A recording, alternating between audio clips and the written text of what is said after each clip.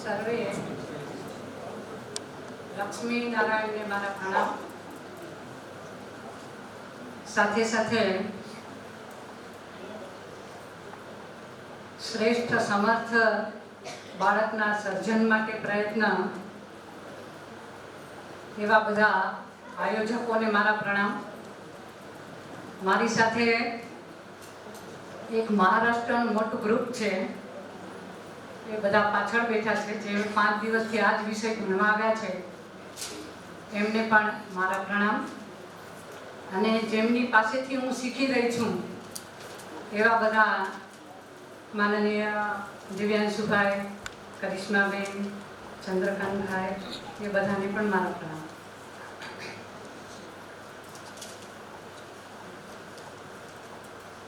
મને સવારથી એ વિચાર આવ્યો કે આખા કચ્છની અંદર હજારો દંપતી હશે, એમાંથી આટલા દંપતીઓને મોકલવા માટે કોણે પ્રેરણા આપી હશે, એવો વિચાર.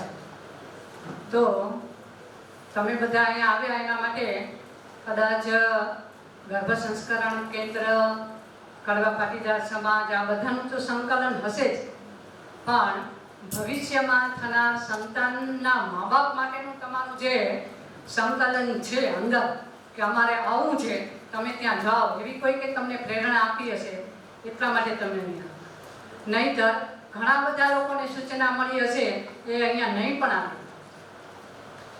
તમે આવ્યા એનો મતલબ તમારા બાળકને ઉતરવું છે, એના માટે તમને તૈયાર કરવાનું પ્રથમ ચરણ છે આજે. એટલે આપણા શાસ્ત્રો હંમેશા એવું કહે છે કે બાળક આપણા દંપતીના ઘરે આવે, પધારે, ગર્ભાવસ્થામાં પધારે એ પહેલા મા બાપનો એ ગુરુ અને એ ગુરુની પ્રેરણા પ્રમાણે મા બાપ એવા બને, પછી એ આવે છે, પછી બાળક બની જાય છે. એટલે એ વાત ધ્યાનમાં રાખીને હું આજે તમને જે કંઈ કહીશ કે પ્રત્યક્ષ શું શું કરી શકાય. આપણે સિદ્ધાંત સૌથી સમજ્યો, સવારે કેટલી આધ્યાત્મિક પ્રોસેસ છે, શું છે, એ બધું સમજ્યું, પણ કેવી રીતે કરાય એના માટેના મારા અનુભવજન્ય ઉદાહરણો તમને આપીશ કે શું શું કરી શકાય. સૌથી પહેલાં તો સવારે જે મારો પરિચય આપ્યો એમાં હું મારી જવાબદારી વિદ્યાભારતીની છે. આખા દેશમાં અમારું સંગઠન ચાલે છે. એ સંગઠનની અંદર આજથી 15 વર્ષ પહેલાં માત્ર નર્સરી, કેજી જેવું જ અમારી પાસે એક સ્ટ્રક્ચર હતું. એ સ્ટ્રક્ચરની અંદર અમે 3 વર્ષે એડમિશન આપતા હતા અને પછી એ બાળકો આગળ વધતા હતા.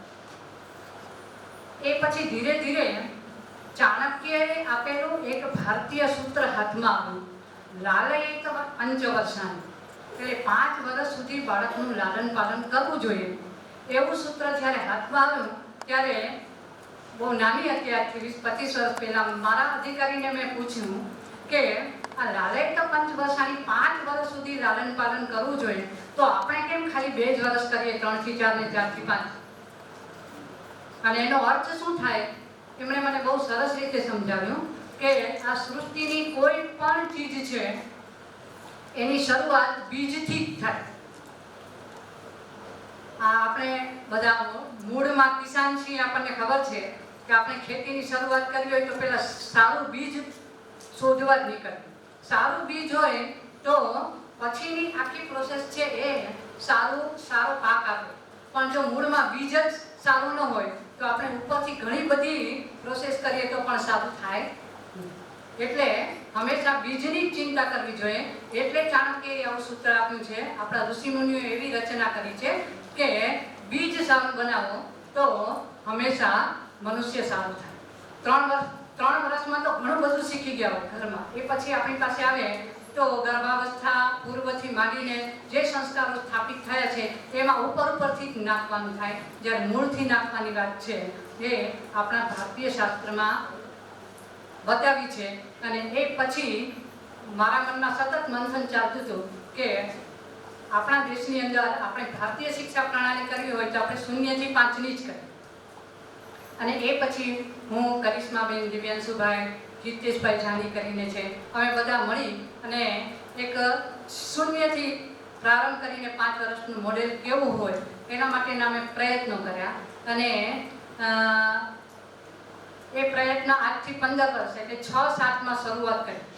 અને એ સમયે તો અમને એવી બીક હતી કે 8-10 કપલ આવે, દંપતી આવે તો સારું છે, કારણ કે આજથી 15 વર્ષ પહેલા આવો કોઈ માહોલ નહોતો કે આટલા બધા દંપતી આવે.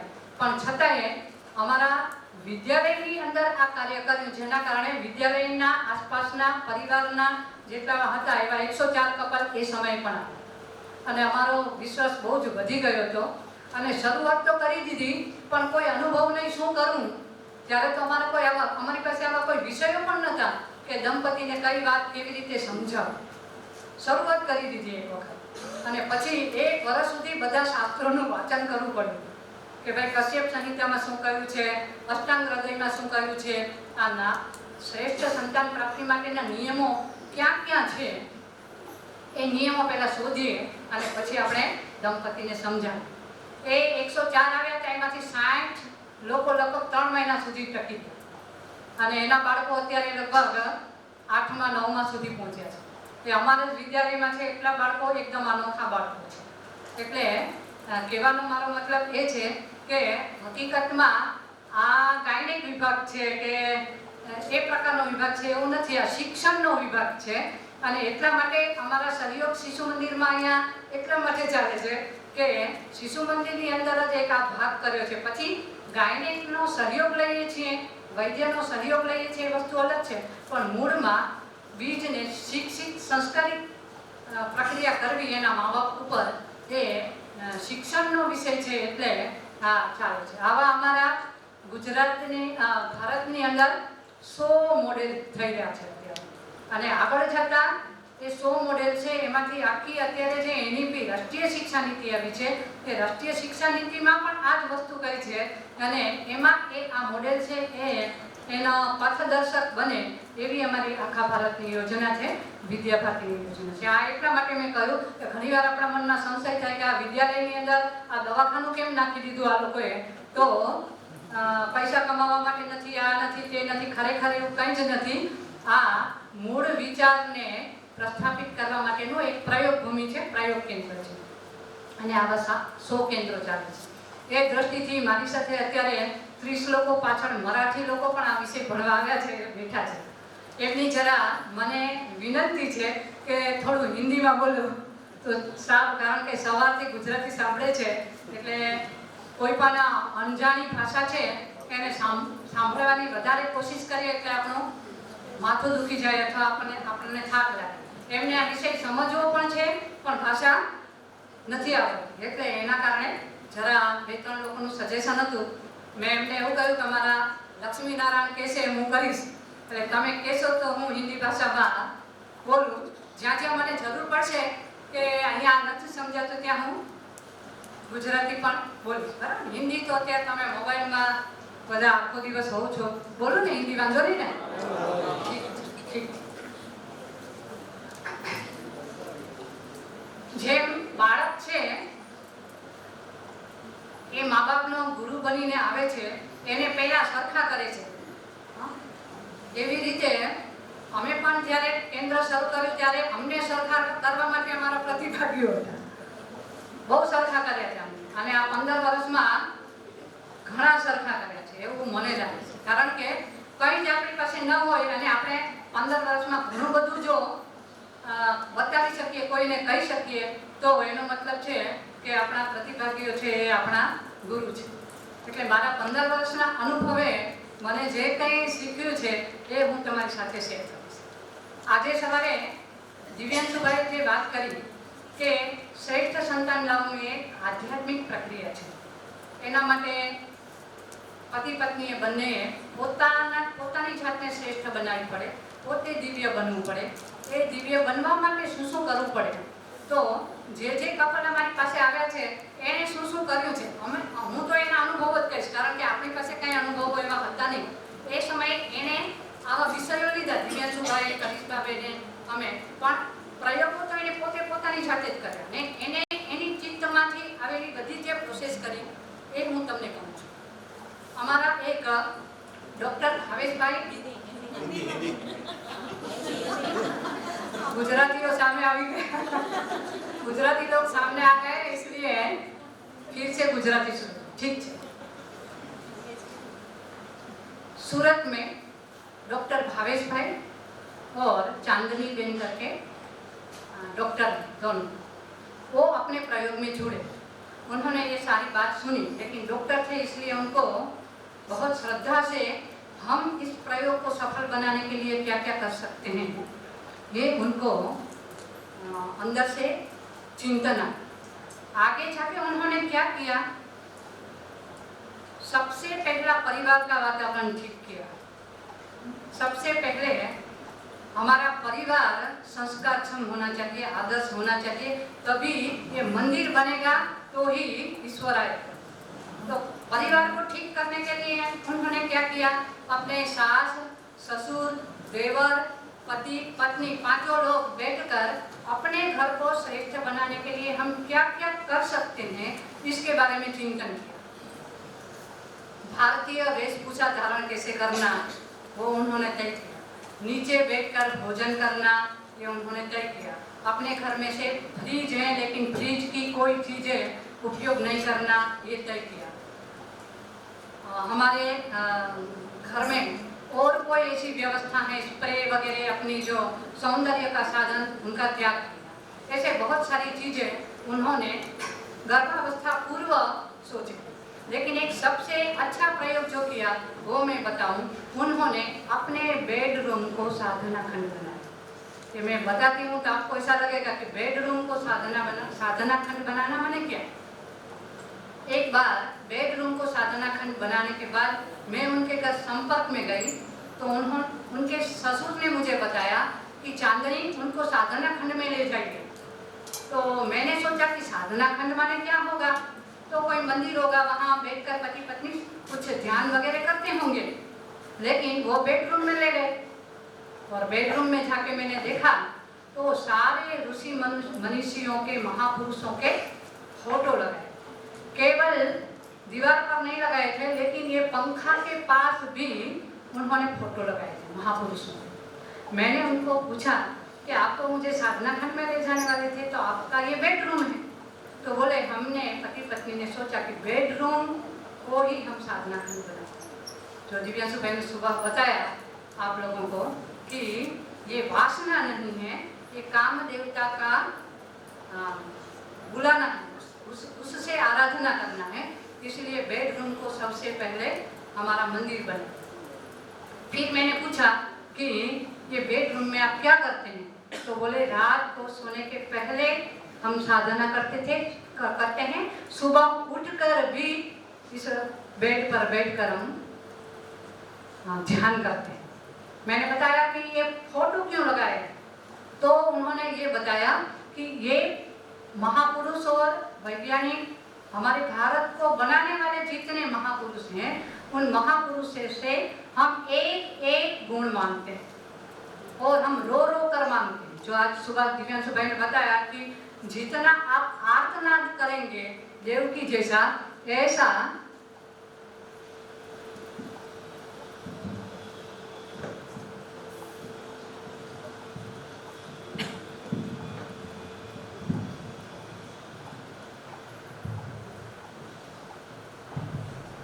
आर्तनाद देवकी जैसा करेंगे, वैसे इन लोग प्रतिदिन आर्तनाद करते थे कि हे महापुरुषों, आपने भारत में बनाया है, ऐसा ही मुझे श्रेष्ठ संतान चाहिए। लेकिन आपसे हम इतनी विनती करते हैं कि आप एक एक गुण केवल लीजिए, तो इतने सारे महापुरुषों से गुण आ जाएगा तो ये बालक हमारा श्रेष्ठ होगा। फिर मैंने बताया कि पंखा के पास क्यों लगाया है। वो बोले रात को नींद खुले तो भी ये ऋषियों का ही आंख में दर्शन, कोई हमारी नींद में भी हमको कोई कुविचार ना। ऐसी स्थिरता, कटिबद्धता श्रेष्ठ संतान प्राप्त करने के लिए ये मैंने पहली बार इन दंपति में देखी। और इतना केवल इतने से पूरा नहीं हुआ, माने श्रेष्ठ संतान प्राप्ति की साधना मैंने क्या, तो उन्होंने आगे जाके जब बच्चे का जन्म हुआ तो उनके खिलौने भी महापुरुषों के बनाए। ये आजकल जो बच्चे खेलते हैं ऐसे खिलौने उनके बच्चों के पास नहीं है। और आगे जाके 3 साल का हुआ और स्कूल में बैठाना था तो उन्होंने एक भारतीय विधि विधान वाली स्कूल खोली। ये स्कूल में हमारे बच्चे नहीं पढ़ेंगे, क्योंकि ये स्कूल में पढ़ने के बाद हमारी ये हालत हो गई है, हमारे आहार विहार दिनचर्या सुबह से हम सुन रहे हैं कि कितने हम बिगड़ गए हैं, इसलिए मुझे ये स्कूल में नहीं पढ़ाना है। इसलिए उन्होंने एक ऐसी स्कूल खोली है जो स्कूल में अपने आसपास के जो मित्र मंडल हैं उनकी पत्नी चलाती हैं, और पेरेंट्स जो आते हैं, अभिभावक आते हैं, वो उनको पूरा वर्ष में एक बार गुरु दक्षिणा देते हैं। ये आज के युग में संभव है गुरु दक्षिणा पर विद्यालय चलाना, ये लोग चलाते हैं।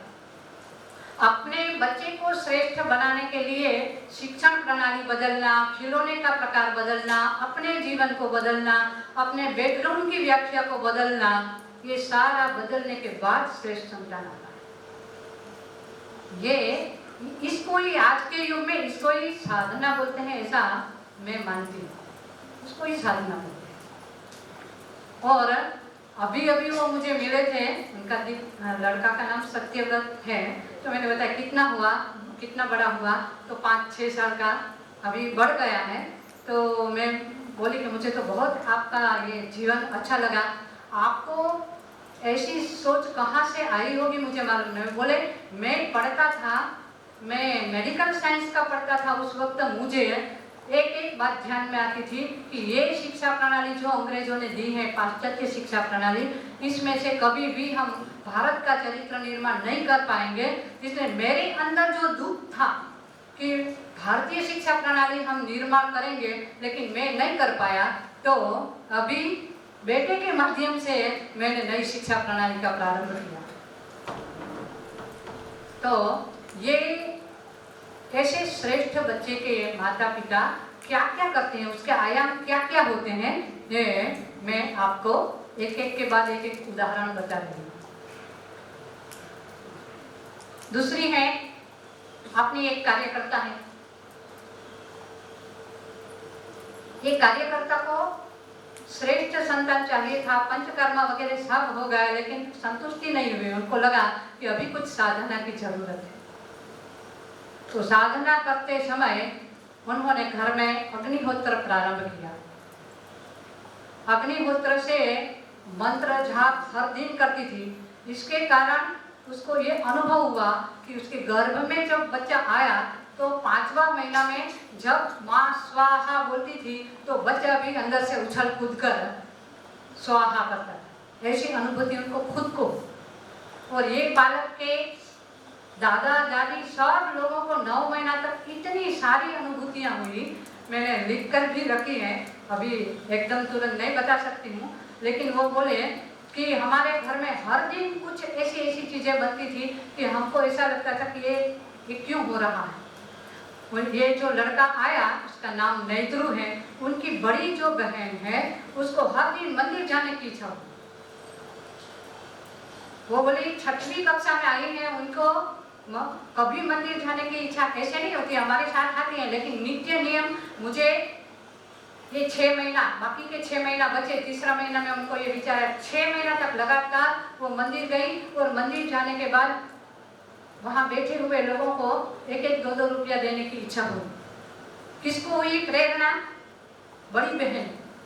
इसलिए जब श्रेष्ठ संतान घर में आते हैं, किसको प्रेरणा होगी ये मालूम नहीं, ये हमको अनुभूति करना है। तो बालिका को ये अनुभूति हुई, इसके कारण उसके दादा दादी बहुत संतुष्ट थे कि मेरी बालिका ये कुछ कर रही है, इसलिए हमारे घर में कोई अच्छा जीवात्मा आ रहा है।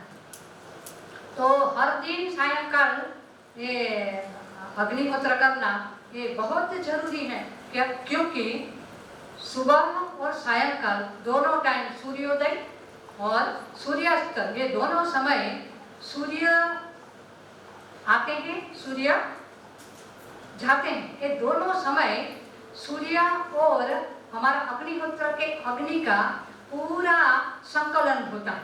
ये छोटा सा सूर्य ही है अपने पास, तो ये दोनों का अग्नि का संकलन होने के कारण ये होता है कि हमारा जो संकल्प हमने श्रेष्ठ संकल्प लिया है श्रेष्ठ संतान का, ये उसको सूर्य तक पहुंचाने, सूर्य हमारा प्राण दाता है, निर्माण दाता है, तो उसके पास ये संकल्प पहुंचाने का अग्निहोत्र सबसे बड़ा काम करता है। और अग्निहोत्र में सारी विधि आती हैं, ये सारे अंगों को शुद्ध करना, तो ये सारी शुद्धिकरण के लिए जितने जितने प्रक्रिया होती है ये अपने आप हर दिन शुद्धि होती है। और हमारे शास्त्र में बताया है जिन घर में प्रतिदिन अग्निहोत्र होता है वहाँ कोई भी विकार प्रवेश करने की ताकत ही नहीं, वहाँ विकार प्रवेश ही नहीं सकते। इसीलिए अग्निहोत्र का जिन्होंने प्रयोग किया उनका ये अनुभव आया है, और उनके दादा ने उनका नाम ढूंढने के लिए, ये बालक का नैद्रु नाम है, वो ढूंढने के लिए चारों वेद का अध्ययन किया और वेदों में से उनको जो श्रेष्ठ नाम आया राशि के आधार पर वो नाम दिया। माने दादा दादी पति पत्नी बेटी सबका मिशन 9 महीना तक ये श्रेष्ठ संतान आने की प्रोसेस में ही गया। ऐसे एक बात बहुत जानने लायक है, जैसे मुंबई में एक वैशाली बेन और जिग्नेश भाई करके दोनों पति पत्नी हैं। उन्होंने जो साधना किया ये तो मेरे लिए भी बहुत अंदर में गदगद हो जाती हूँ, उनको याद करती हूँ। तो उनको एक बेटी थी और दूसरी प्रेगनेंसी रखना था। उस वक्त वो बोली पहली बेटी में मैं जीन्स वाली लड़की थी और मेरा विचार, मैं हर सप्ताह एक पिक्चर देखने के लिए जाती थी वगैरह वगैरह, बहुत माने उल्टा पुल्टा दिमाग था मेरा। और दूसरी बेटी आने के समय वो पूरी की पूरा उसका जीवन सीधा होने लगा, माने बहुत कुछ विवेक आ गया। माने वो जैन है, जैन देरासर जाने लगी, 4 बजे उठने लगी, ये बहुत सारी चीजें करने लगी। उनके पति भी सोचने लगे कि वैशाली आप में इतना सारा बदलाव कैसे आया। तो बोले मुझे पता नहीं, लेकिन बदलाव, ये बदलाव आने के बाद उनको प्रेगनेंसी लगी, लड़की हुई फिर से। ये लड़की को 3 साल की हुई तो मुंबई में एक अभय शाह करके वैद्य थे जो करिश्मा बेन जैसे, ये अभय शाह के पास गई और जाने के बाद ऐसी कोई स्कूल है क्या जहाँ मुझे ये सिस्टम में नहीं पढ़ाना है, ये भारतीय सिस्टम में पढ़ाना है। तो उन्होंने एक सीढ़ी दिया विद्यापति, ये सीढ़ी लेकर उन्होंने पूरा देखा तो उस सीढ़ी में हमारी सूरत की, गांधीधाम की, अंजार की जो सीढ़ी थी वो उन्होंने देखी। वो तुरंत अपनी बेटी को लेकर सूरत में, उनके मुंबई में मैं घर जाके आई हूँ, 2 बंगला बड़ा, ये बंगला छोड़कर एक छोटा सा कमरा किराए का लेकर 2 टिफिन और दो जोड़ कपड़े लेकर वहाँ माँ और बेटी। मुझे आज ये बात समझ में आती है कि उन्होंने ये क्यों किया। तो 3 साल के बाद हमारी उदना के स्कूल में वो माँ खुद बेटी को लेकर 1 वर्ष तक खुद भी पढ़ी, अपनी बालिका को भी पढ़ाई। फिर 1 साल के बाद उनके पति ने बताया कि हम खाना पीने में बहुत दुखी हो रहे हैं, आप वापस आ जाओ। वापस गई, लेकिन इस स्थिति में नहीं पढ़ाया। फिर वहाँ उन्होंने भी नीतिशाला शुरू किया। ये नीतिशाला में खुद ट्रस्टी रहकर ये पूरी अपने बच्चों को पढ़ाया। आज उनकी ये बेटी विदेही नाम है, वो अभी अभी 15 दिन पहले वो साध्वी बनी, 16 साल। आज टीन एज में जो बच्चे ये पूरा का पूरा विरुद्ध दिशा में जाते हैं, जिसको हम टीन एज बोलते हैं, उन्होंने सारा संसार छोड़कर ये गई। मैं उनकी दीक्षा में भी गई क्योंकि मुझे 1 वर्ष तक उनका सानिध्य मिला था। ये मुमुक्षु थी, तो मुझे लगा कि एक बार उनसे मुझे बात करना है।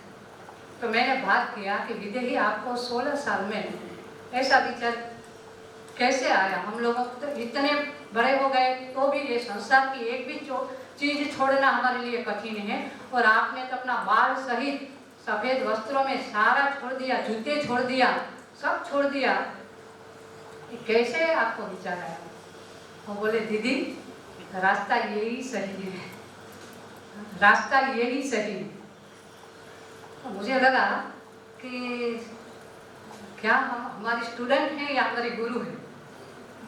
दूसरी बात मैंने बताया कि शायद अभी तो आप 16 साल हैं, बाद में आपको कुछ इच्छाएं होगी, तो बोले नहीं होगी। क्यों? गुरु है वहाँ, गुरु बताएंगे तो सांस लेंगे, गुरु बताएंगे सांस नहीं लेना है तो नहीं लेंगे। ये गुरु भक्ति, ये ईश्वर भक्ति इतनी छोटी आयु में कहाँ से आई? लेकिन मैं उनसे भी महान उनकी माँ को बोलती हूँ कि उनकी माँ 3 साल की बच्ची थी तब से वो इधर उधर घूमती थी, कहाँ से अच्छी चीज मेरी बच्ची को मिले, ये उनकी साधना। अभी वो बहुत रोती थी कि मुझे मालूम है कि मेरी बालिका मुमुक्षु हो गई है, मैं सब, लेकिन ये मैं नहीं देख सकती, मैं देख नहीं सकती, ये दृश्य में नहीं देख सकती, ऐसी स्थिति में नहीं देख सकती।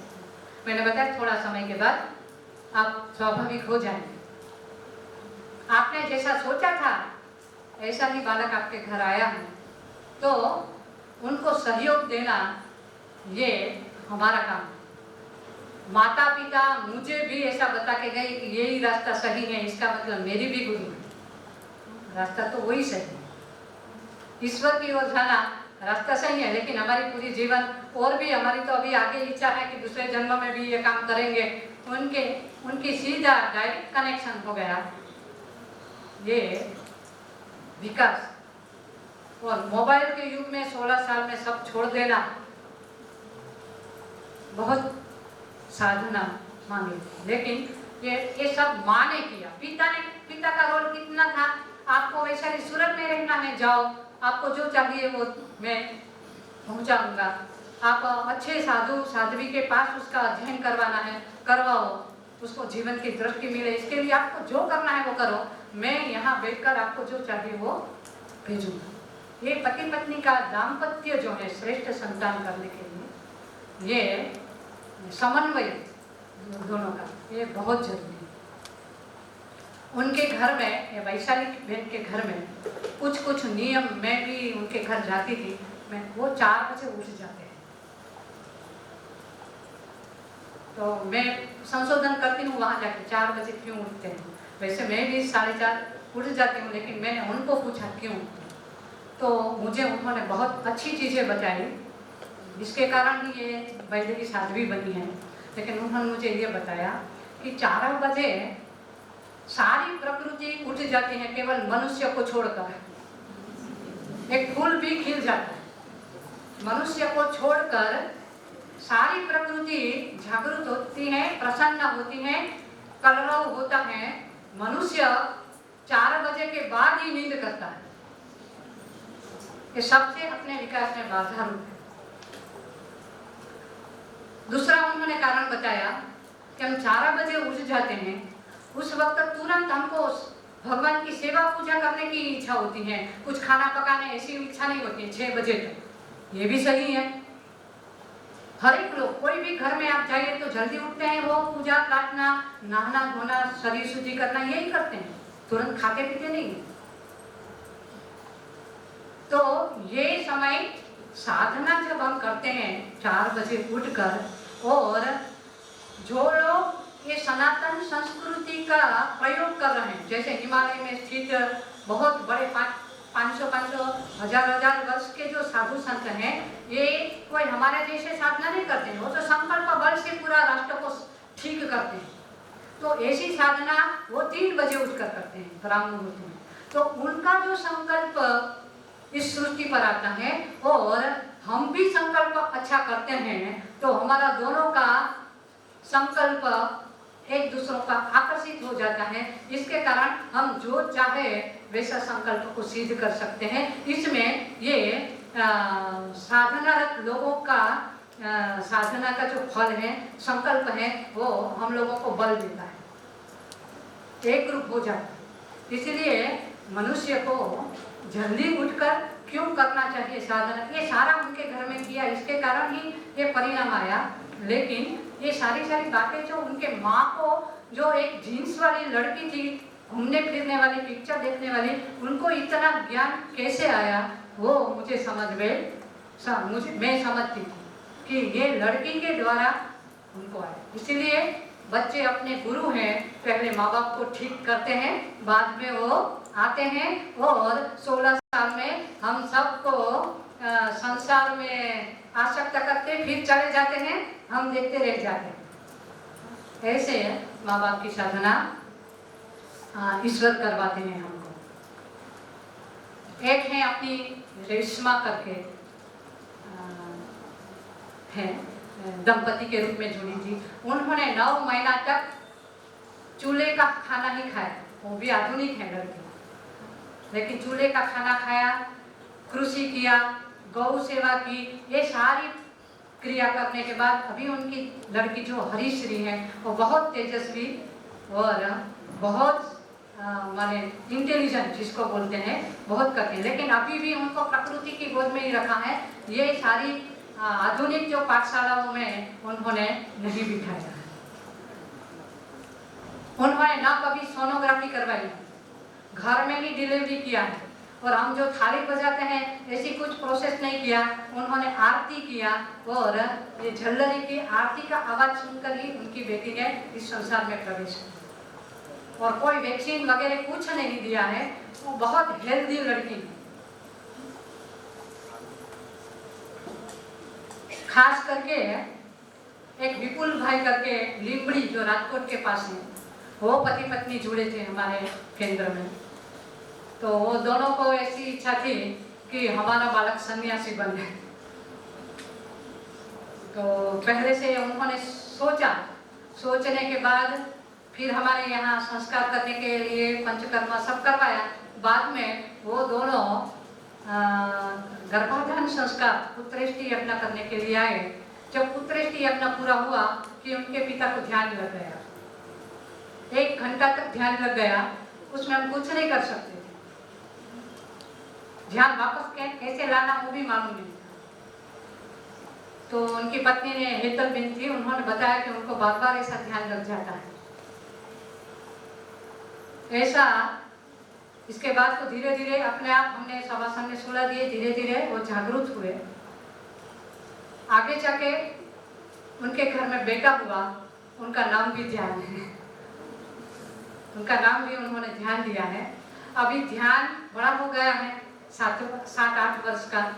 अभी दोनों पति पत्नी उनको लेकर एक ट्रेन में जाते थे। तो ट्रेन में वो तीनों बैठे थे, उसके सामने की सीट में एक संत बैठे थे। तो संत ने बेटे का हाथ देखा तो उन्होंने बताया कि आपका ये बेटा तो सन्यासी होने वाला है, आपको मालूम है क्या? तो हेतल बेन तो रोने लगी। तो फिर विपुल भाई ने बताया कि समर्थ भारत केंद्र में जुड़े थे, उस वक्त क्या संकल्प लिया था हमने, ये भूल जाते हैं। कृष्ण भगवान की माँ जैसा है, माँ को सब मालूम था कि मेरा बेटा भगवान है, इतने बड़े पराक्रम करते हैं, फिर भी थोड़ा इधर उधर होते तो तुरंत घबराहट हो जाती थी। वो भूल जाती थी बार बार कि मेरा बेटा तो भगवान है, उसको कोई नहीं मार पाएंगे। फिर भी वो बहुत चिंता। ऐसा माँ को धीरे धीरे, पहले माँ ही साधना करती है अधिक, लेकिन फिर माँ को उससे छोड़ना माने बिछोड़ना है, तब माँ को अधिक दुख होता है, पिताजी रेडी हो जाता है। ऐसा इतने वर्षों का हमारा अनुभव। एक लड़की थी, उसकी मम्मी ने दूसरी प्रेगनेंसी के लिए, जो गर्भ में बालक था, तो हर एक माँ को ऐसी इच्छा होती है, परिवार वालों को भी इच्छा होती है कि ये लड़की है तो दूसरा बेटा हो। तो वो बार बार थोड़ा अंदर से उनको होता था कि बेटी होगी कि बेटा।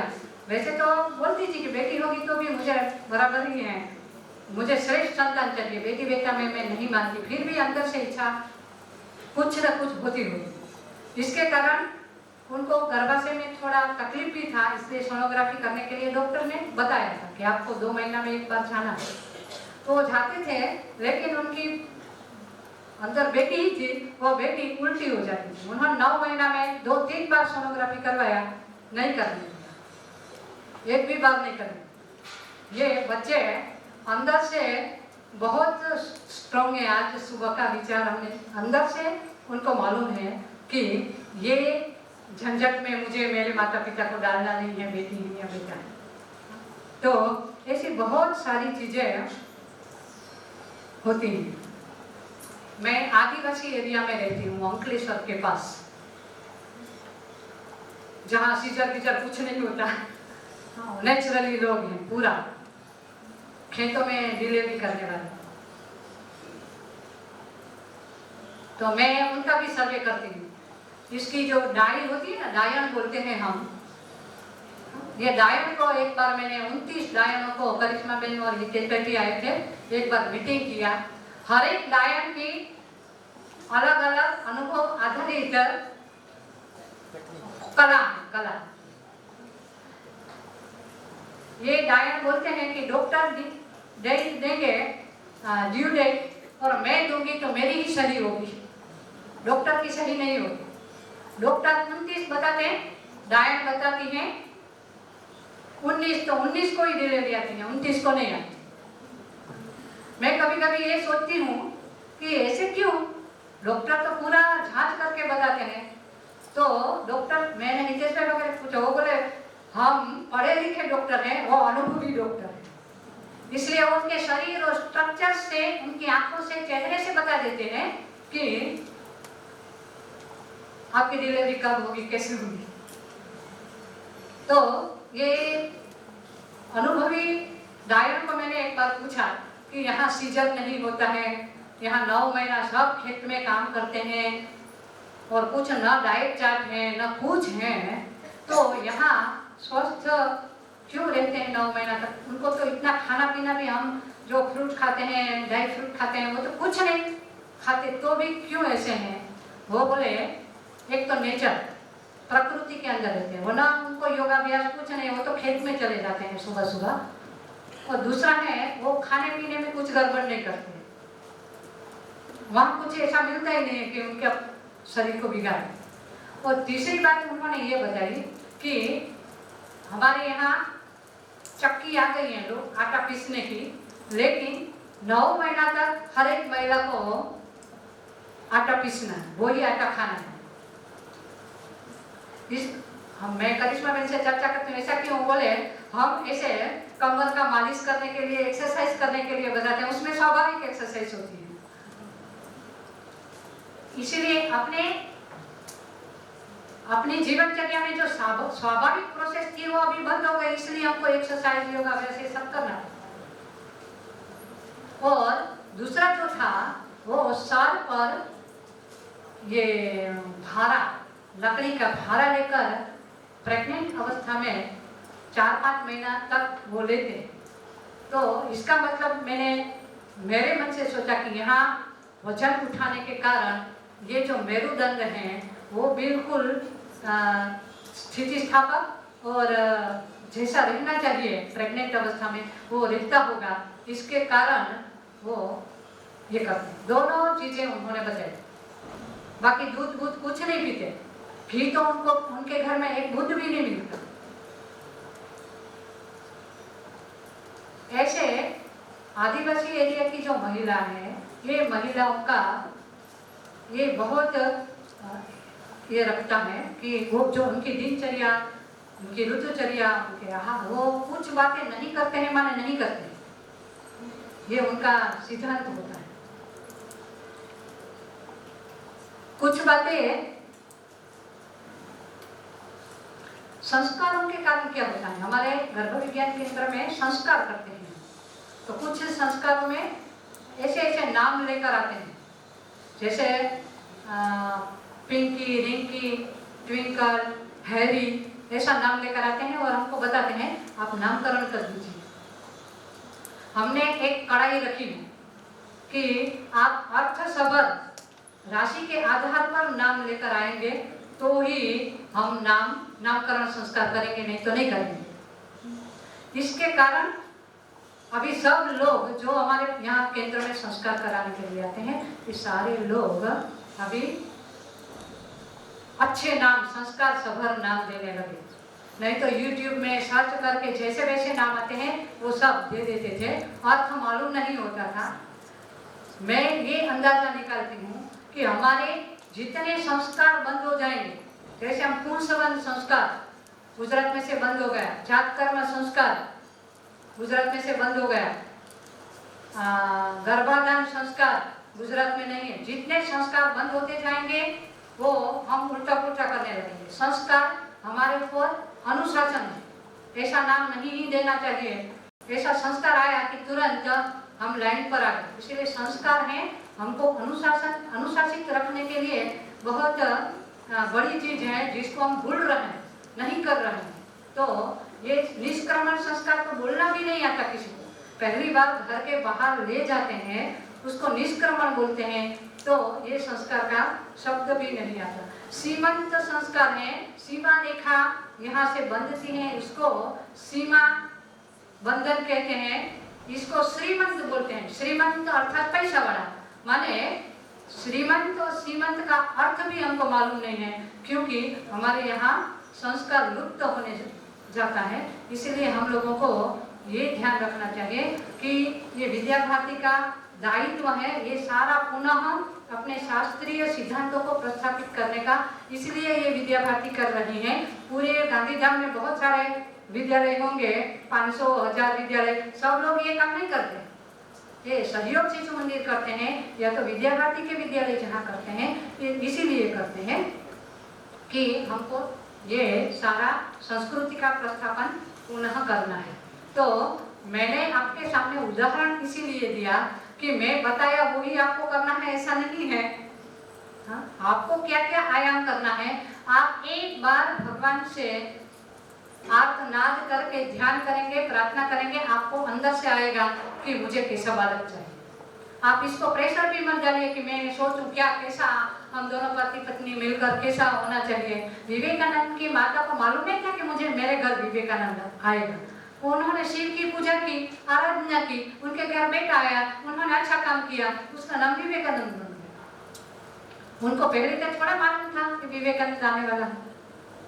ऐसे हर महापुरुषों की माँ ने कोई ना कोई साधना आराधना की है भगवान की, उसके कारण अंदर से एक ग्रुप हो जाता है। हमारा चित्त माने अपने आत्मा और परमात्मा का दोनों का एक रूपता होती है। अपने आप अंदर से विचार आने लगते हैं, मुझे क्या करना है, क्या करना।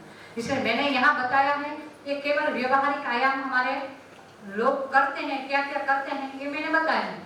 इसमें सुबह से हम सुन रहे हैं पंचकर्म करना है, हमारे शरीर के अवरोध इसमें बाधा रूप बनेगा। शरीर के अवरोध को ठीक करना है, मन के अवरोध को ठीक करना है, पति पत्नी के दाम्पत्य जीवन उसके विचारों को ठीक करना है, अपने परिवार के विचारों को ठीक करना है।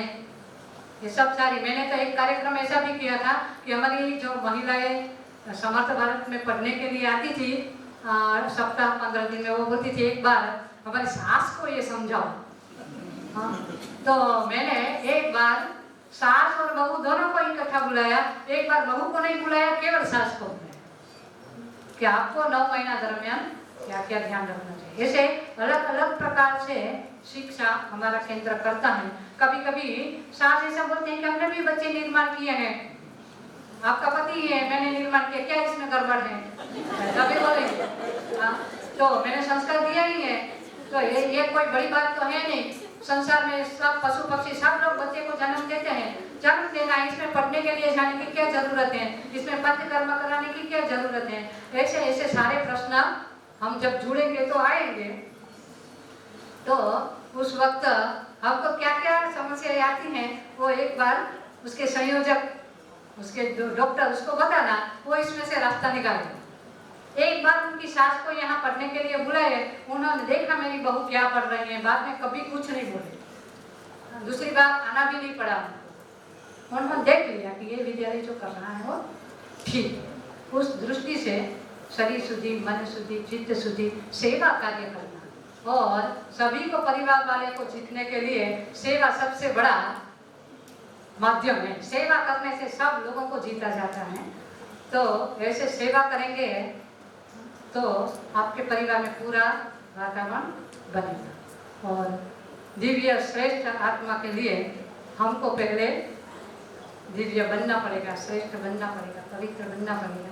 इसके लिए मैंने जो जो लोगों ने साधना की है उसके उदाहरण इसीलिए दिए हैं कि आगे जाके श्रेष्ठ संतान प्राप्ति में हमको कुछ न कुछ इसके संकल्प का मार्गदर्शन मिलेगा, या हम कुछ न कुछ कर सकेंगे। हमारे अंदर से जो विचार आएगा वो हमको करना है। उस दृष्टि से मैंने कुछ उदाहरण आपके सामने रखे। धन्यवाद।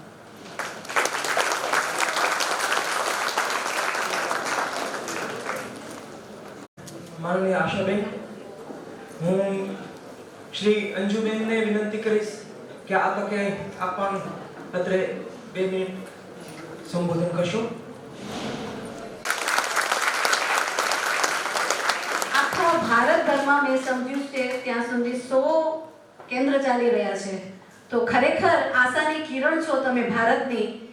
ફરી એકવાર નરેન્દ્ર મોદી તરફથી આપણે ક્લેપિંગ કરીએ કે 100 કેન્દ્ર ચલાવી રહ્યા છે આ ગર્ભ સંસ્કાર માટે, અને એમાંથી આપણે બધા 122 કપલ છીએ।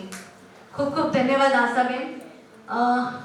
અહીંયા ઉપસ્થિત ત્રણેય સંસ્થાઓ અને મારા વિશેષ ડોક્ટર ટીમ, વિદ્વાનો અને સાષ્ટાંગ નમન કરું આપ સૌ દંપતીને કે આજે તમે તમારા ભવિષ્ય માટે અહીંયા સુધી આવ્યા છો અને તમારો અમૂલ્ય સમય, યુવાધનનો અમૂલ્ય સમય અહીંયા એક દિવસીય શિબિરમાં આપ્યો છે। સાષ્ટાંગ નમન છે તમને। હું બે વાત કરીશ અહીંયા। એક વાત છે જૈસા અન્ન વૈસા મન। વાત ખૂબ નાની છે અને આપણે નાનપણથી આ વાતને સમજી છે, પરંતુ શું આપણે જ્યારે જમીએ છીએ, કોળીઓ લઈએ છીએ, ત્યારે આ સુવિચારને યાદ કર્યો છે? એક આંગળી ઊંચી કરીને કહો કે જ્યારે તમે ભોજન કરતા હો ત્યારે જૈસા અન્ન વૈસા મન। આ સોનેરી સૂત્ર લઈને મારા વાલા યુવાધન તમે જરૂર તમારે જે તમે અહીંયા લેવા આવ્યા છો ને એનામાં તમને ખૂબ મદદરૂપ થશે તમારા ભવિષ્યના, તમારા બાળકના ગર્ભ સંસ્કાર માટે અને જેના અત્યારે ગર્ભ સંસ્કાર થઈ ગયા છે। એક વાત હજી કહું કે અહીંયા જે તમે આજે વાત કરી ને માતાજીએ ગર્ભ સંસ્કારની, અને ડૉક્ટર કરિશ્માબેને પણ ખૂબ વિસ્તારથી વાત કરી, ડૉક્ટર સાહેબેને, તો એ ગર્ભ સંસ્કાર તમને ખબર છે તમારો ગર્ભ સંસ્કાર થઈ રહ્યો તો આપણા 4 વેદના નામ લીધા હતા દિવ્યાંશુજીએ। કોઈ એક વ્યક્તિ યુવાધનમાંથી એક વ્યક્તિ 4 નામ દેશે, વેદના 4 નામ। હા બેન ઊભા થાઓ।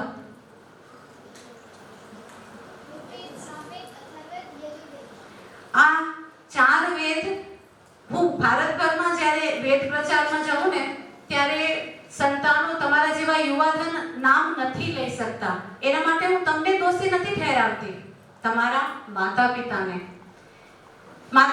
આવડે છે પણ એ એના બાળકોને શીખવતા નથી, એના જીવનમાં વ્યસ્ત રહે છે।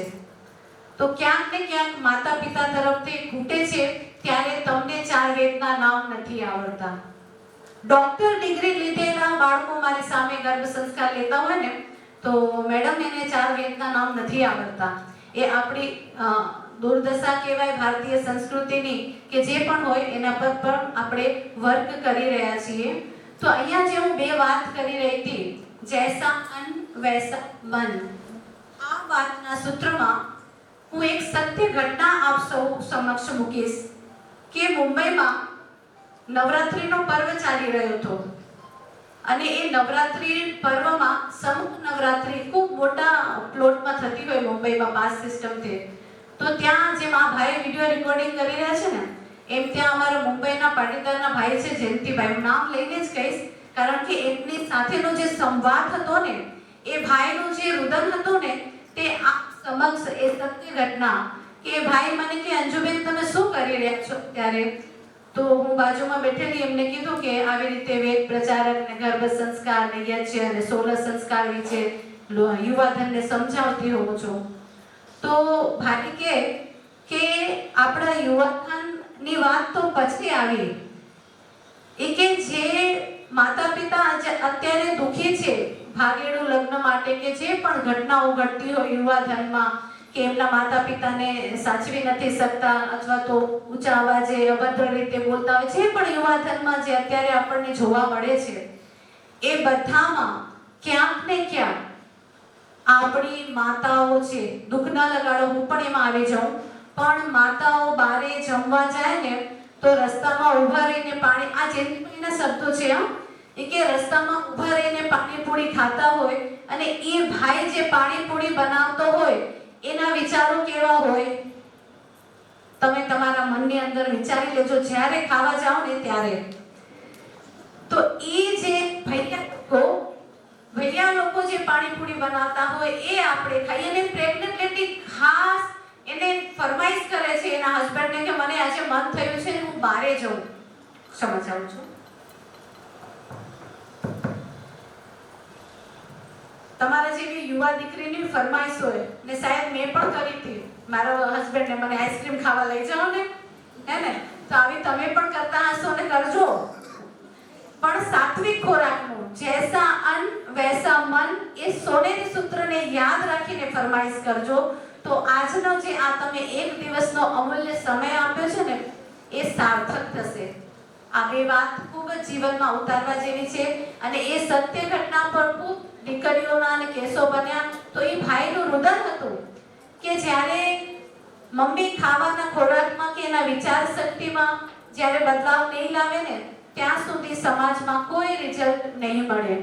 અને એવા જ રિઝલ્ટ લેવા માટે અખિલ ભારતીય યુવા સંઘ અત્યારે મિશન અભિમન્યુ, મિશન કૃષ્ણ સુદામા, કૃષ્ણ સુભદ્રા સંવાદની જે વાર્તા છે એના ઉપર વર્ક કરી રહ્યું છે. તો આવતા દિવસોમાં આપ સમક્ષ એ પણ આવશે પૂરો પ્રોજેક્ટ.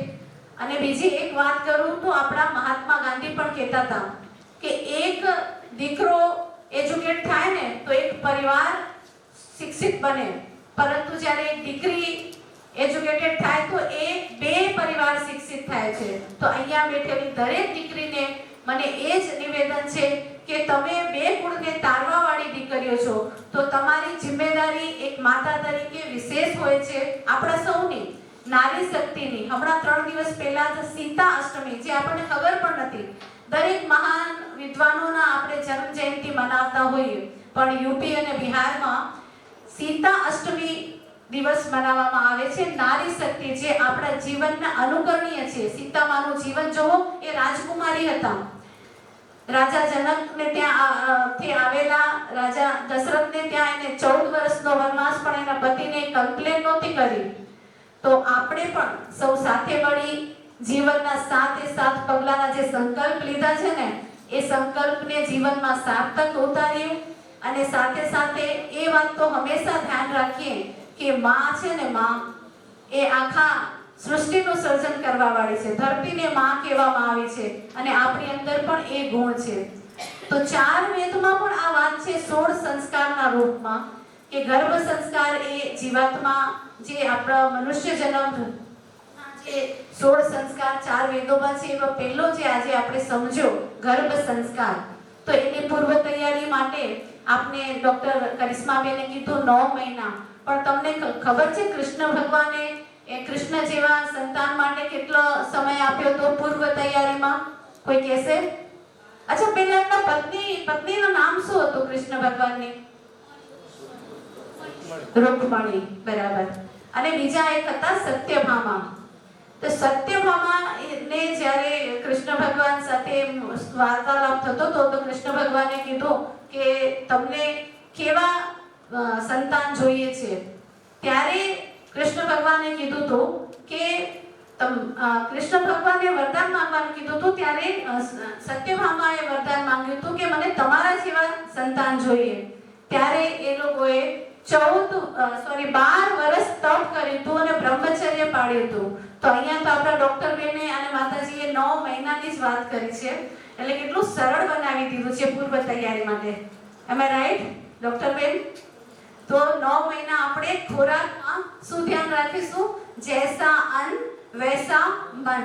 જ્યારે પણ કોળીઓ લઈએ ત્યારે આ સોનેરી સૂત્રને યાદ કરીએ અને જીવનમાં શું પ્રાપ્ત કરવું છે ને એ લક્ષ્યને ધ્યાનમાં રાખીને આપણે ખોરાક લઈએ. તો એનું જે રિઝલ્ટ છે ને, જે માતાજીએ અત્યારે ઘણા બધા એક્ઝામ્પલ આપીને કીધું, એ વાતાવરણમાં ચોક્કસ મળશે જ તમને. એવી શુભેચ્છા સાથે થેન્ક યુ, ધન્યવાદ.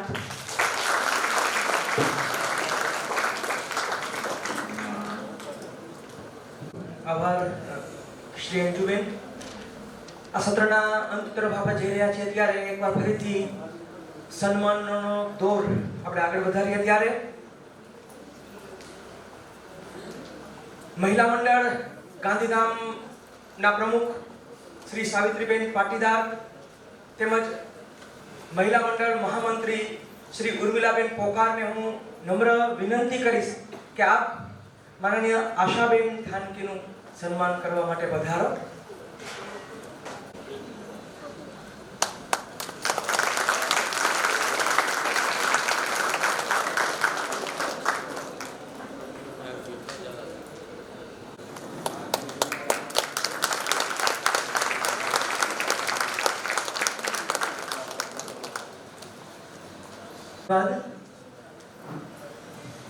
આપણી પાસે પ્રશ્નોત્તરી માટે 5 મિનિટ છે.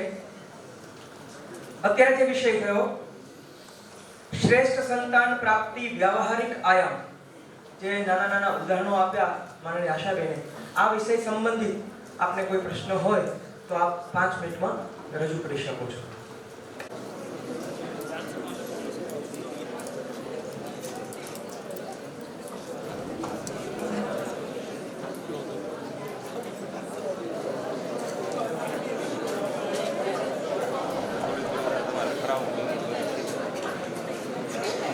હરિઓમ. તો આગળ વધીએ. આવી ગયા છો બધા? બધા આવી ગયા છો? હા. અહીંયા જ છો?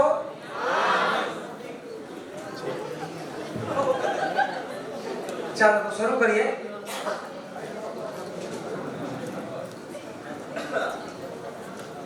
આપણે સવારથી બેનરમાં પણ વાંચી રહ્યા છીએ અને બધા જ વક્તાના વિષયમાં સમર્થ ભારત એવો શબ્દ ક્યાંક આવ્યો પણ છે. હમણાં જ ભાઈ પૂછવા પણ આવ્યા કે અમે સવારથી વિષય સાંભળે પણ જોડાવાનું ક્યાં, કઈ જગ્યાએ? એ સાચું.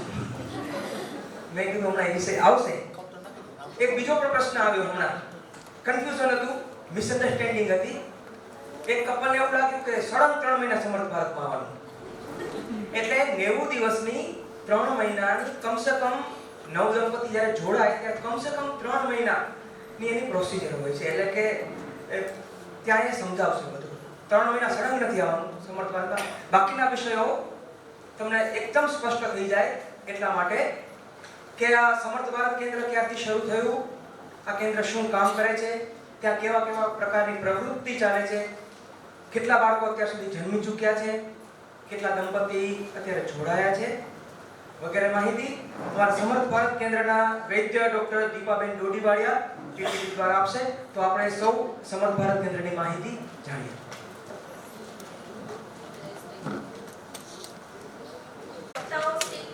પટેલ સમાજના અગ્રણીઓ તથા સર્વે નવદંપતિ ભાઈઓ તથા બહેનો, આજનો આપણો વિષય છે કે ઉત્તમ સંતતિ કેવી રીતે પ્રાપ્ત કરવી, શા માટે પ્રાપ્ત કરવી, શું આ પોસિબલ છે, શું આ કરી શકાય છે, ડિઝાયર્ડ બેબી પ્લાનિંગ થઈ શકે છે. આ જ મુદ્દાઓને લઈ આજે માનનીય દિવ્યાશુભાઈ દવે, માનનીય આશાબેન થાનકી, ડોક્ટર શ્રી કરિશ્માબેન નારવાણી, ડોક્ટર ચંદ્રકાંતભાઈ ઠક્કર સર, બધા જ માનનીય વક્તાઓએ ખૂબ જ સરસ માર્ગદર્શન પૂરું પાડ્યું. આ જ મુદ્દાઓને ધ્યાનમાં લઈ ગાંધીધામમાં 2008ની અંદર સમર્થ ભારત કેન્દ્રની સ્થાપના કરવામાં આવી. 2008માં સમર્થ ભારત કેન્દ્રની સ્થાપના થઈ ત્યારથી કન્સલ્ટિંગ સ્ટાર્ટ થયું. શરૂઆતમાં અઠવાડિયે 1 દિવસ 2 દિવસ આમ ધીમે ધીમે કરીને ડેઇલી કન્સલ્ટિંગ 2010માં સ્ટાર્ટ થયું. 2011માં બીજ શુદ્ધિ માટે પંચકર્મ પ્રોસિજર શરૂ કરવામાં આવી. તે માટે અલગ રૂમની વ્યવસ્થા કરવામાં આવી. પંચકર્મ માટે જોઈતા સાધનો, સ્ટાફ, ટેબલ, સ્ટીમ મશીન વગેરેની વ્યવસ્થા કરવામાં આવી અને 2011થી પંચકર્મની શરૂઆત થઈ. 2013માં બાળકના જન્મ પછી બાળકને શિક્ષણ, સ્વાસ્થ્ય અને સંસ્કાર કેવી રીતે આપવા, એના માટે માતા પિતાનું માર્ગદર્શન કેવી રીતે પૂરું પાડવું, માતા પિતાને શું માર્ગદર્શન આપવું, એ મુદ્દાને ધ્યાનમાં લઈ 2013ની અંદર માતા પિતા માટે ચાઇલ્ડ સર્ટિફિકેટ કોર્સ શરૂ કરવામાં આવ્યો. 2013 સુધી આ બધું જ કાર્ય હાલની શિશુ વાટિકામાં થતું હતું. ત્યારબાદ આ કાર્યનો વિસ્તાર વિસ્તૃત થવા લાગ્યો એટલે નવી બિલ્ડિંગની જરૂરિયાત ઊભી થઈ. એ માટે 2017ની અંદર નવી બિલ્ડિંગનું ભૂમિપૂજન કરવામાં આવ્યું. 2017માં નવી બિલ્ડિંગમાં ડોક્ટર માટે અલગ કન્સલ્ટિંગ રૂમ, પંચકર્મ પ્રોસિજર માટે ભાઈઓ તથા બહેનોના અલગ અલગ રૂમની વ્યવસ્થા, સુવર્ણ પ્રાશન માટેનો રૂમ, એક્ટિવિટી ક્લાસ માટે હોલની વ્યવસ્થા, લાઇબ્રેરીની વ્યવસ્થા તથા એક ઔષધાલયનું પણ નિર્માણ કરવામાં આવ્યું. 2019માં આ બધા જ કાર્યની શરૂઆત નવી બિલ્ડિંગમાં કરવામાં આવી. અને આપણા સૌના ગૌરવની વાત છે કે સમર્થ ભારત કેન્દ્ર આજે અખિલ ભારતીય પ્રશિક્ષણ કેન્દ્ર પણ બનેલું છે અને હાલ વર્તમાનમાં મહારાષ્ટ્રથી 32 લોકો પ્રશિક્ષણ માટે ત્યાં આવેલા છે.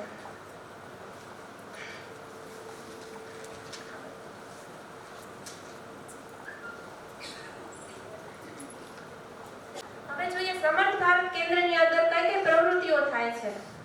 સૌથી પહેલા તો મનુષ્ય જીવનના આધારસ્તંભ ગણી શકાય એવા ભારતીય સંસ્કૃતિના 16 સંસ્કાર પૈકીના 11 સંસ્કાર સમર્થ ભારત કેન્દ્રની અંદર કરવામાં આવે છે. આ સંસ્કાર અખિલેશભાઈ આર્ય અને જયેશભાઈ ત્રિવેદીના માર્ગદર્શન હેઠળ કરવામાં આવે છે.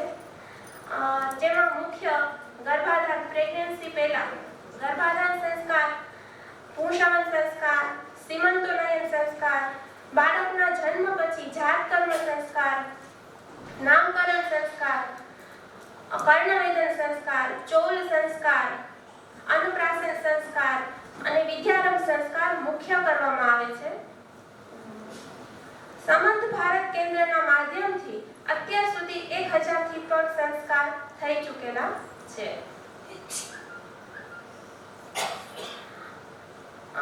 એ સિવાય સમર્થ ભારત કેન્દ્રની અંદર એક્ટિવિટી ક્લાસ ચલાવવામાં આવે છે. જેમાં દર બુધવારે 10 થી 12માં પ્રેગ્નન્સી દરમિયાન પ્રેગ્નન્ટ લેડીમાં એક્ટિવિટી ક્લાસ ચાલે છે, જે અત્યારે દર અઠવાડિયે 1 દિવસ ચાલે છે, જે ટૂંક સમયમાં ટ્રાઇમેસ્ટર વાઇઝ અઠવાડિયે 3 દિવસ શરૂ કરવામાં આવશે. જેમાં પ્રેગ્નન્સી દરમિયાન પ્રેગ્નન્ટ લેડીને કયા પ્રકારના યોગ પ્રાણાયામ કરવા, કયા પ્રકારનું મ્યુઝિક સાંભળવું, કયા પ્રકારનો રાગ સાંભળવો, સંસ્કૃત ભાષા, સંસ્કૃત શ્લોક, વૈદિક ગણિત શીખવવામાં આવે છે. આ ઉપરાંત ગર્ભ સંવાદ શીખવવામાં આવે છે.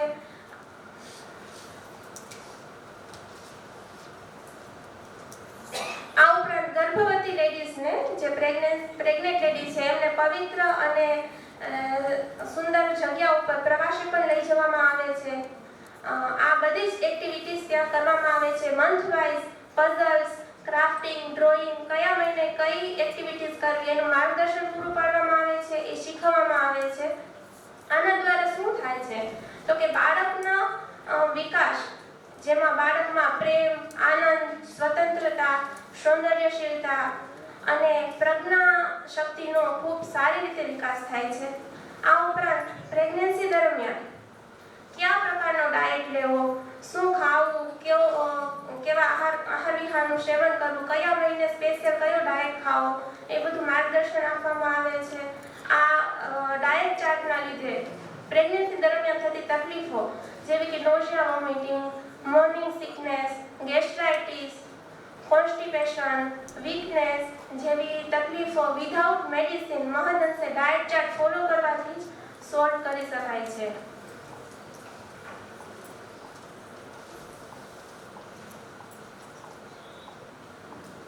આ ઉપરાંત પ્રેગ્નન્સી દરમિયાન કયા પ્રકારના પુસ્તકોનું વાંચન કરવું, કયા પ્રકારનું પુસ્તક વાંચવું, કયા મહિને શું વાંચવું એ માટે લાઇબ્રેરીની વ્યવસ્થા કરવામાં આવી છે.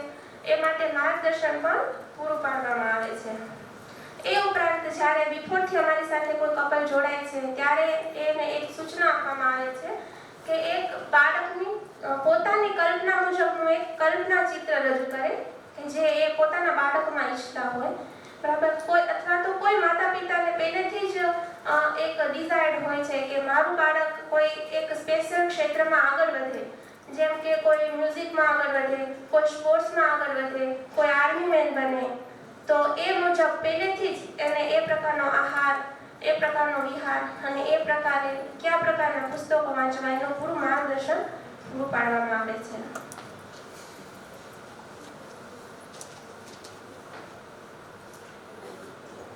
હવે જોઈએ ગાંધીધામ સમર્થ ભારત કેન્દ્રનો ગ્રોથ. સમર્થ ભારત કેન્દ્ર 2008માં શરૂ થયું. 2008-9માં 20 પ્રતિભાગીઓ અમારી સાથે જોડાયા. ત્યાર પછી 13-14માં 350 રજીસ્ટ્રેશન થયા. ત્યાર પછી 15 થી 18 સુધી 550 જેવા રજીસ્ટ્રેશન થયા અને હાલ 2018 થી 2021 સુધી 1300 થી પણ વધારે પ્રતિભાગીઓ અમારી સાથે જોડાયેલા છે. જેમાં કરન્ટમાં 102 પ્રતિભાગીઓ અમારી સારવાર હેઠળ છે.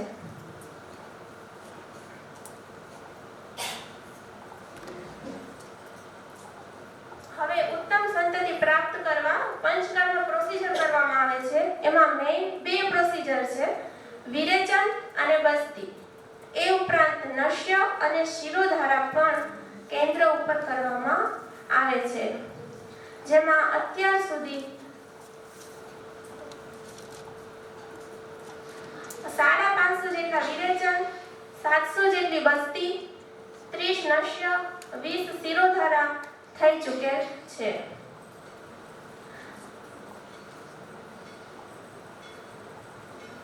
હવે વિરેચન અને બસ્તી માટે એક કન્ફ્યુઝન છે કે શું 3 મહિના અમારે ત્યાં આવવાનું હોય છે. તો સેન્ટર ઉપર પંચકર્મ માટે વિરેચન અને બસ્તી મેઇન પ્રોસેસ દરમિયાન લેડીઝના પેલો જે વિરેચનનો પ્લાન બને છે એ 11 દિવસનો હોય છે. એમાં 3 દિવસ સેન્ટર પર આવવાનું થાય છે. ત્યાર પછી નેક્સ્ટ મંથ ઓન્લી લેડીઝ માટે 8 દિવસની બસ્તી પ્લાન થાય છે. એટલે ત્યારે લેડીઝને માત્ર 8 દિવસ આવવાનું હોય છે. ત્યાર પછીના નેક્સ્ટ મંથ ફરીથી 8 દિવસની બસ્તીનો પ્લાન થાય છે. એટલે ત્યારે 8 દિવસ આવવાનું હોય છે. આમ કન્ટિન્યુ 3 મહિના સુધી આવવાનું હોતું નથી. માત્ર વિરેચન જે પ્રોસેસ 1 મહિને 3 દિવસ અને બાકીના 2 મહિના 8 દિવસ આવવાનું થાય.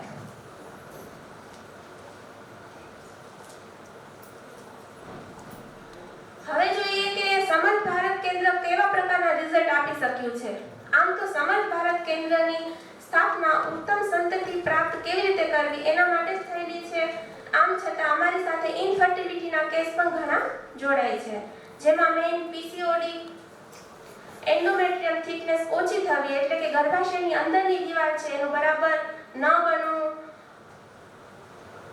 હેમરોઇડિક cyst, corpus luteum cyst, fallopian tube blockage હોવી,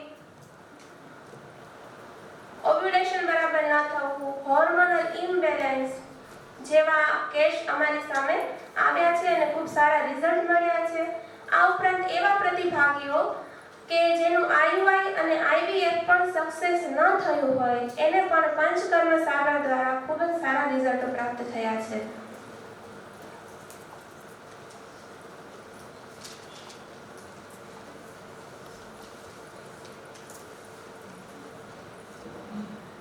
જેમાં પીસીઓડીના હાલના અમારી સાથે 5, એન્ડોમેટ્રિયમ થિકનેસ ઓછી થવાવાળા 3, કોર્પસ લ્યુટિયમ સિસ્ટ વાળા 2, હેમરોજિક સિસ્ટ વાળું 1, ફેલોપિયન ટ્યુબ બ્લોકેજ વાળા 2 પેશન્ટ અને ઓવ્યુલેશન તથા હોર્મોનલ ઇમ્બેલેન્સ વાળા તો ઘણા બધા પેશન્ટ અમારી સાથે જોડાયેલા છે.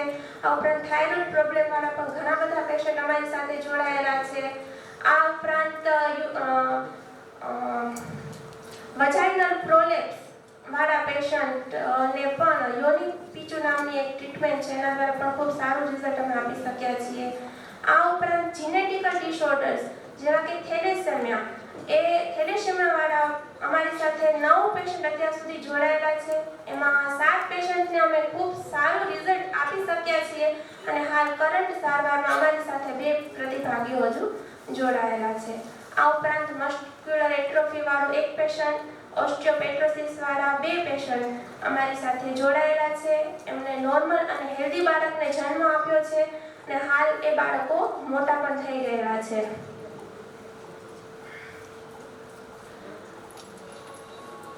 આ ઉપરાંત મેલ ઇન્ફર્ટિલિટી, મેઇન તો એમાં ઓલિગોસ્પર્મિયા, એમાં પણ ટ્રીટમેન્ટ દ્વારા નોર્મલ રિપોર્ટ્સ થયા છે અને ખૂબ સારું રિઝલ્ટ મળ્યું છે. આ ઉપરાંત પ્રેગ્નન્સી દરમિયાન 9મા મહિને એક નોર્મલ ડિલિવરી માટે બસ્તી પ્લાન કરવામાં આવે છે, જે 5 દિવસ અથવા 8 દિવસની હોય છે. આ 9 મંથ બસ્તી દ્વારા 80% કેસમાં નોર્મલ ડિલિવરી થાય છે. ઘણી વખત એવા પ્રતિભાગીઓ પણ જોડાય છે કે જેમનું પહેલું બાળક સિઝેરિયનથી આવેલું હોય અને એમને બીજું બાળક નોર્મલ ડિલિવરી કરાવ્યું હોય તો એમને પણ 9 મંથમાં બસ્તી આપવાથી નોર્મલ ડિલિવરી થયેલી છે. આ ઉપરાંત સમર્થ ભારત કેન્દ્રમાં બાળકના જન્મથી લઈ બાળક 12 વર્ષનું થાય ત્યાં સુધી સુવર્ણપ્રાશન ડ્રોપ્સ આપવામાં આવે છે, જે દર પુષ્ય નક્ષત્રમાં પીવડાવવામાં આવે છે. આ બધો જ પ્રોટોકોલ ફોલો કરવાથી બાળક અને ત્યારબાદ બાળકનું ઓબ્ઝર્વેશન કરતા બાળકમાં ફાસ્ટ ગ્રોથ, અર્લી માઇલસ્ટોન અને બેટર ઇમ્યુનિટી પ્રાપ્ત થયેલી જોવા મળે છે.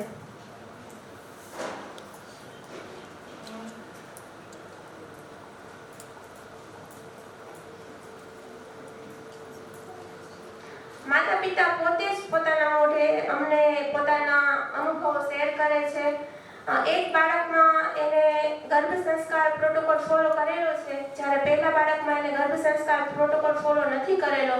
ત્યારબાદ બંને બાળક વચ્ચે શું ડિફરન્સ છે માતા પિતા પોતે જ પોતાના મુખે અમને એમના ઓબ્ઝર્વેશન અને એના રિવ્યૂ આપે છે અને એની વિડીયો ક્લિપ પણ અમને ઉતારીને મોકલે છે.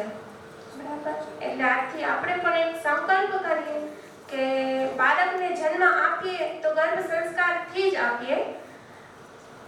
એક એવો આપણે નિશ્ચય અને સંકલ્પ કરીએ. આ સાથે મારું વક્તવ્ય પૂર્ણ કરું છું. અસ્તુ. પ્રશ્નો જોડાયેલા છે. તમને એમ થશે કે ભાઈ અમે તો રહીએ છીએ અહીંયાથી 150 કિલોમીટર દૂર અને પ્રોસિજરનું તમે કહો છો તો શું કરીએ અમે? તો આપણું જે કેન્દ્ર છે ત્યાં આગળ રહેવાની પણ વ્યવસ્થા છે. એટલે આપ જ્યારે અમારા કેન્દ્ર સાથે જોડાશો ત્યારે તમારે આગળ આ પ્રોસિજર કરવાની આવશે તો તમે ત્યાં અમારા કેન્દ્ર પર ત્યાં રહી શકશો, અઠવાડિયું જેટલું રહેવું હોય એટલું, અને પ્રોસિજર કરાવી શકશો. અને તમને કીટ આપી છે, એ કીટમાં એક અમારા સમર્થ ભારત કેન્દ્રનું બ્રોશર છે. આ બ્રોશરમાં કેન્દ્ર શું કરે છે, પ્રવૃત્તિ બધું છે, સાથે સરનામું અને મોબાઈલ નંબર બધી જ માહિતી આપેલી છે. કાર્યક્રમને આગળ વધારીએ તો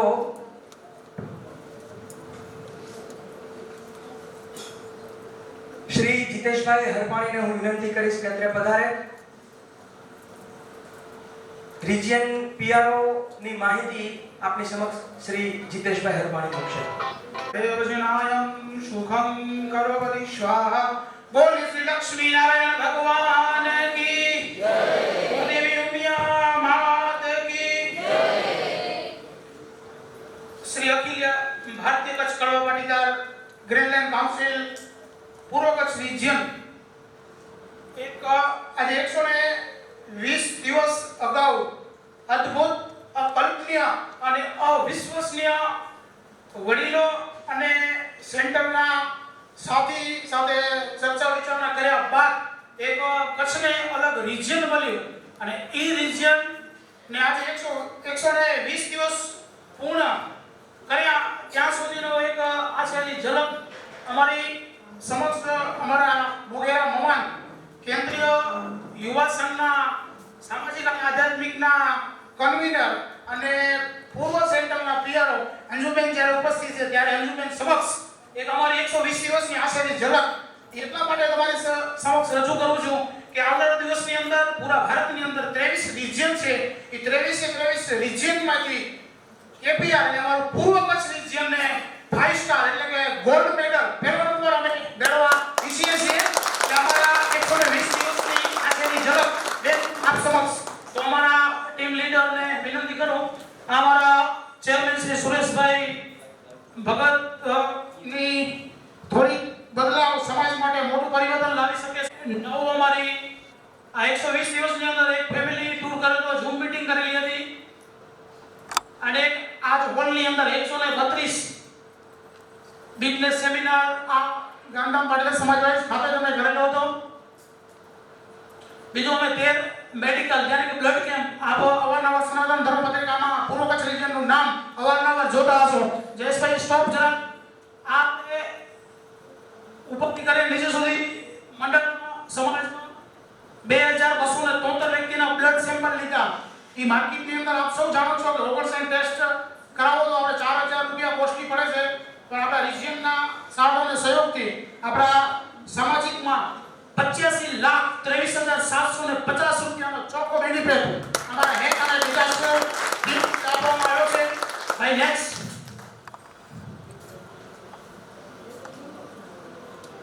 સ્વર્ણિમ સંપર્ક યાત્રા 7 વિલેજ જનકપુર કિસાનપુર લાયજા ગોધરા દુજાપુર ગઢસીસા વડવા આવી રીતના 7 વિલેજની અંદર અમે સંપર્ક યાત્રા કરેલી હતી અને આજના આવનારા દિવસોમાં સમાજની દરેક સભ્ય માટે કંઈક નવું ઉમેરવા અમારી તૈયારી છે એવા અમારી પાસે 7 મુદ્દા જે આપણી પાસે છે ડેલી નોલેજ આયુર્વેદ ધર્મ જાગૃતિ વેદ અને શાસ્ત્ર એજ્યુકેશન સાયબર સિક્યુરિટી આ આપણી સમક્ષ અંજુબેન અને અમારા રિજિયનના ચેરમેન અને મિશન ચેરમેનને કહીશ કે આપ સ્ટેજ ઉપર આવો અને આવનારા દિવસની અંદર આપણી સમક્ષ એક WhatsApp ગ્રુપ જે તમને આ સાથે જે આપણે જીવન જરૂરી વસ્તુ છે એ તમને WhatsApp ગ્રુપની અંદર મળતી રહેશે તો એ WhatsApp નું અહીંયા અત્યારે લોન્ચિંગ કરવા માટે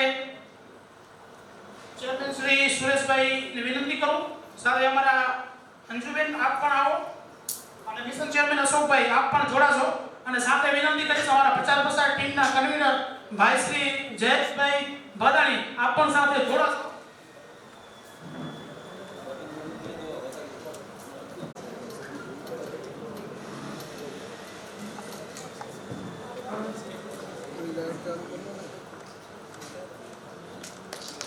બોલો શ્રી લક્ષ્મી નારાયણ ભગવાન કી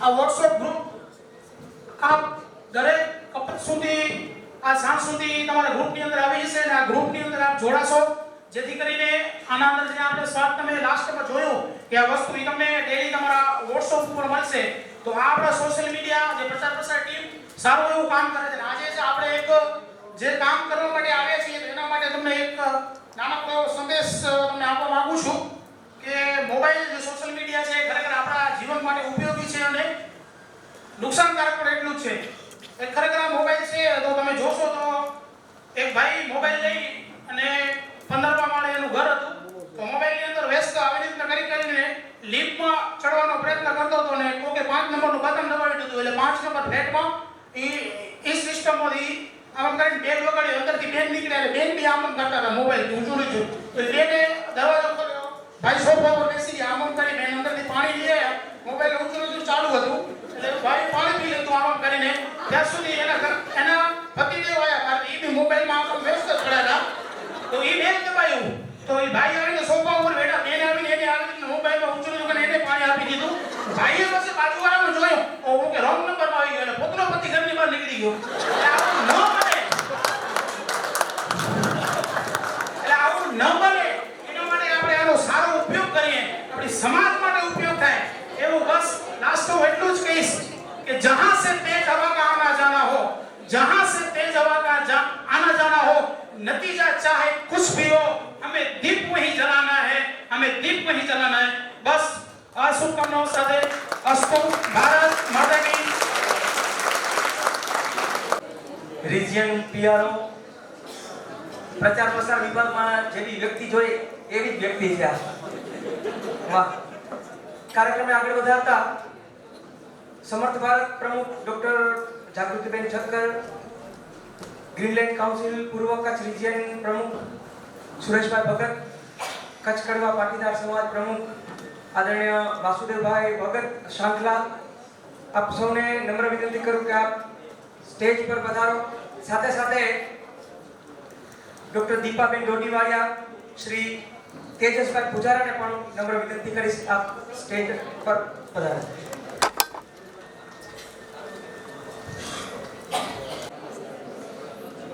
મંચસ્થ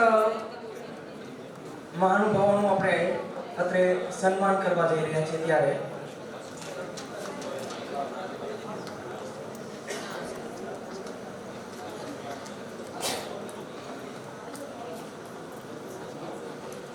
અત્રે સન્માન કરવા માંગીએ છીએ સામાજિક અને આધ્યાત્મિક પીડીઓ કેન્દ્રીય યુવા સંઘ આદરણીય વસંતભાઈ પદ્માણીનું હું એમનું સન્માન કરવા માટે વિનંતી કરીશ શ્રી મુકેશભાઈ છાભૈયા, યુવા ઉત્કર્ષ કન્વીનર પૂર્વ કચ્છ રિજિયન, શ્રી હીરાલાલભાઈ રામાણી કન્વીનર સામાજિક અને આધ્યાત્મિક કર્મભૂમિ ડિવિઝન। આપ આવો અને આદરણીય વસંતભાઈનું સન્માન કરો।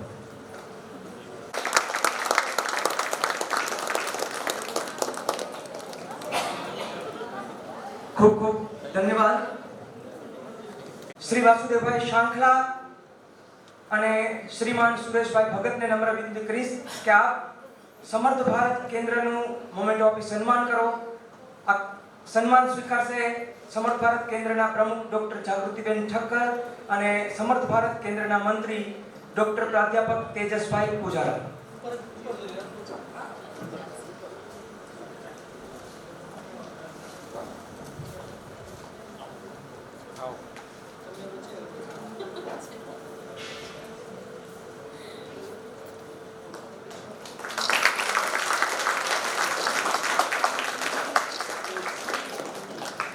ખૂબ ખૂબ ધન્યવાદ।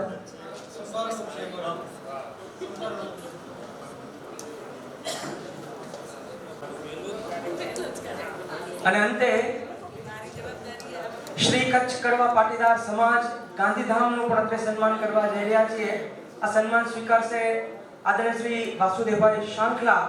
હું શ્રી મનોજભાઈ દડકા માંડવી ડિવિઝન પ્રમુખ,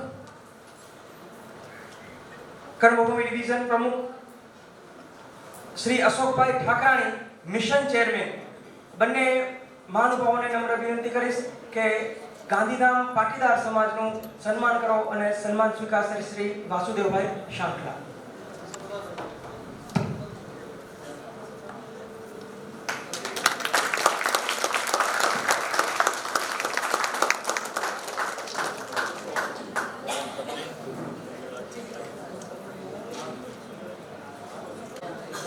તમે જ્યારે પંજીકરણ કરાવ્યું ત્યારે એક કીટ મળી હતી। અત્યાર સુધી તમે એવું સાંભળ્યું જ્યારે મારે કઈ વાત કરવાની થઈ કે બીજા કોઈ વક્તાએ વાત કરવાની થઈ સમર્થ ભારત, અમારા સમર્થ ભારતમાં આમ છે। હવે આપણે સમાપન તરફ જઈ રહ્યા છીએ। હવે આપણે શબ્દ પ્રયોગ કરવાનો છે આપણું સમર્થ ભારત। ખૂબ ખૂબ ધન્યવાદ।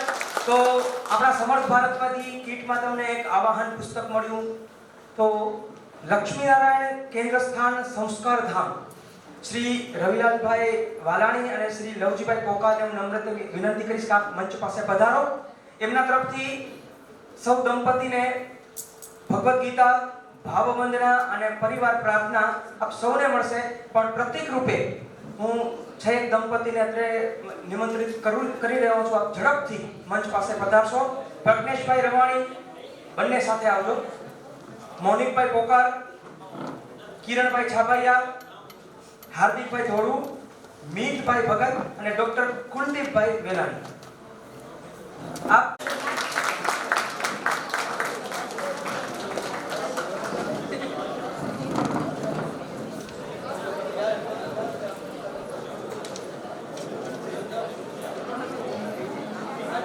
આ સાથે આપ સૌ દંપતીએ આ પ્રશિક્ષણમાં ભાગ લીધો છે, વર્કશોપમાં ભાગ લીધો છે, એ બદલ આપ દંપતીને પ્રમાણપત્ર પણ અમે આપવાના છીએ.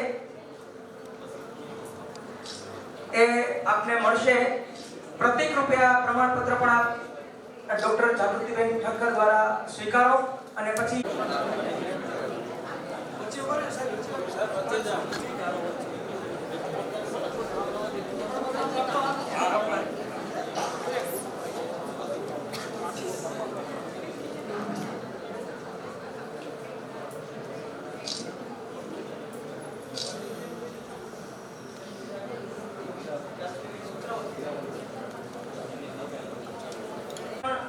અને આભાર દર્શન થાય પહેલા કેટલીક સૂચનાઓ આપી દઉં છું. આભાર દર્શન પછી આપણે સૂચનાઓ નથી આપતા હોતા, તો કેટલીક સૂચનાઓ, કેટલીક માહિતી આપની માટે.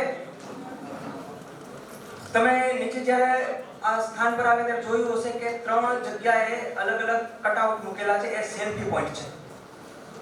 તો નીચે જે સેલ્ફી પોઈન્ટ મૂક્યા છે સ્વામી વિવેકાનંદજી, જીજા માતા અને શિવાજી અને સરદાર વલ્લભભાઈ પટેલ. તો ત્યાં આગળ જઈ અને આપ સેલ્ફી લેજો, આ દિવસને યાદગાર બનાવજો. તમારા મનમાં હજી પણ કેટલાક પ્રશ્નો હશે, કારણ કે એક દિવસમાં તો બધા મહાનુભાવો તમને કેટલું કહે, તો એનો રસ્તો છે પુસ્તકો. તો અત્રે કેટલુંક સાહિત્ય પણ અમે અહીંયા નીચે વેચાણ કેન્દ્રમાં રાખ્યું છે. એ તમે ખરીદી શકો છો અને પછી આજે ન ખરીદવા માટે તમારા કેન્દ્ર પર આવીને પણ ખરીદી શકો છો. તો કાર્યક્રમને આગળ વધારીએ. તો આજના આ સમાપનના વક્તા આપની સમક્ષ એમનું સમાપન વક્તવ્ય કરે, આભાર દર્શન કરે એ પહેલા આપનામાંથી કોઈ 2 પ્રતિભાગીને હું કહીશ કે 2 મિનિટ માટે આપના આજના આખા દિવસનો આપનો અનુભવ તમને જણાવશો તો અમને આનંદ થશે. કોઈ પણ 2 પ્રતિભાગી, એક ભાઈમાંથી આવે, કોઈ એક બહેનમાંથી આવે.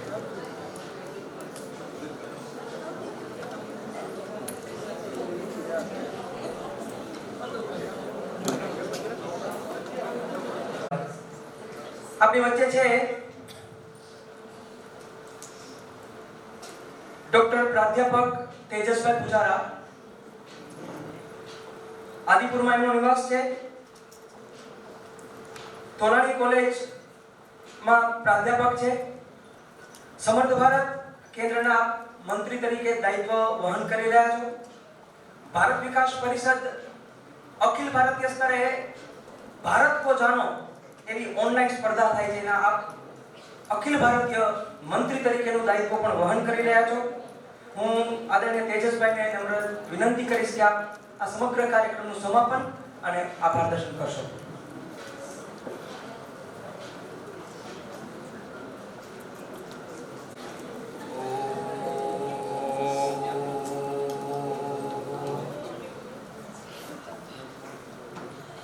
સન્માનિત મંચ, આદરણીય સભાગૃહ, આજના સમાપન સત્રમાં તમારા નસીબ કે કમનસીબ એક શિક્ષકનો વારો આવે. સવારે 9 થી 6 થી તમે બેઠા છો. આપમાંથી કેટલા હશે કે જેણે આમ કેટલાય સમય પછી 6 કલાક એક સાથે કોઈને સાંભળ્યા હશે? મારા ખ્યાલથી મોટા ભાગના એવા જ હશે. એટલે ભગીરથ કાર્ય તો તમે કરી જ ચૂક્યા છો. અમુક આવા મારા વિદ્યાર્થીઓને પણ મેં જોયા, એટલે એમને તો આદત છે જ આવી રીતે સાંભળવાની.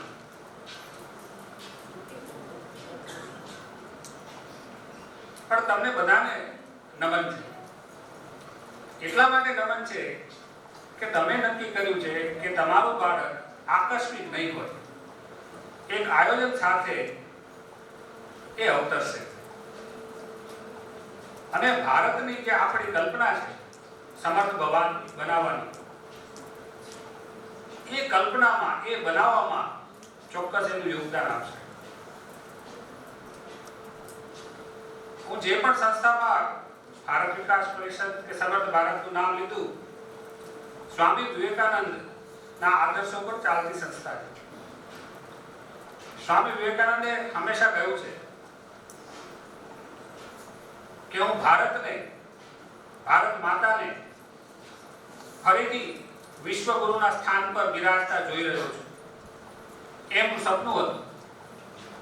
પહેલા છે એનાથી પણ શ્રેષ્ઠ, પહેલા હતા એનાથી પણ વધુ ગૌરવશાળી રીતે એ ફરીથી એ વિશ્વગુરુના સિંહાસન પર આરૂઢ થઈ રહ્યા છે. એવું સ્વામી વિવેકાનંદનું સપનું હતું. એ સપનું સાકાર કરવા આપણે જઈ રહ્યા છીએ. ગુરુ હોય તો ગુરુમાં સામર્થ્ય હોવું જોઈએ. એટલે જ આપણે જ્યારે શિવાજીના ગુરુની વાત કરીએ છીએ ત્યારે એમ કહીએ કે સમર્થ ગુરુ રામદાસ. ચાણક્ય જ્યારે વાત કરે શિક્ષકની તો આપણને ખબર છે આપણે શિક્ષક વિશે શું કહ્યું. તો સામર્થ્ય વગર ગુરુ ન થવાય. તો ભારતને પણ જો વિશ્વગુરુના સ્થાન ઉપર ફરીથી આરૂઢ થવું હશે તો સામર્થ્યવાન બનવું પડશે અને દરેક ક્ષેત્રમાં બનવું પડશે. પછી એ આર્થિક ક્ષેત્ર હોય, યુદ્ધ ક્ષેત્ર હોય, સામરિક ક્ષેત્ર હોય, વૈજ્ઞાનિક ક્ષેત્ર હોય, આરોગ્ય ક્ષેત્ર હોય કે કોઈ પણ ક્ષેત્ર હોય, દરેક ક્ષેત્રમાં ભારતે સામર્થ્યવાન બનવું પડશે. તો જ આપણું જે ગુમાવેલું સ્થાન છે એ આપણું પાછળ મેળવી શકશું. તો કોઈ પણ રાષ્ટ્ર સમર્થ ક્યાંથી બને? આપણને ધ્યાન છે વ્યક્તિથી કુટુંબ બને, કુટુંબથી સમાજ અને સમાજથી રાષ્ટ્ર. તો રાષ્ટ્ર જો સામર્થ્યવાન બનવું હોય તો વ્યક્તિ એ સામર્થ્યવાન બનવું જ પડે. અને એના માટે જ આપણી કલ્પના છે કે સમર્થ ભારત ત્યારે જ બને જ્યારે બાળક આપણું સમર્થ હોય. અને આપણા ધ્યાનમાં આવતું હશે, આપણે તમે જોતા હશો આજકાલ કે સામર્થ્યવાન બનવાની કલ્પના ધીરે ધીરે સાકાર થવા જઈ રહી છે. કોરોનાની વિકટ પરિસ્થિતિમાં ભારતના વૈજ્ઞાનિકોએ, ભારતના ચિકિત્સકોએ જે કામ કર્યું છે, અદ્ભુત કામ કર્યું છે. આપણે એની વેક્સિન બનાવી, એટલું જ નહીં 98 જેટલા દેશોમાં આપણે વેક્સિન પહોંચાડી પણ કરી. આ સામર્થ્ય, આપણી તાકાત ભારતના નાગરિકોની સામૂહિક તાકાતનું પરિણામ છે.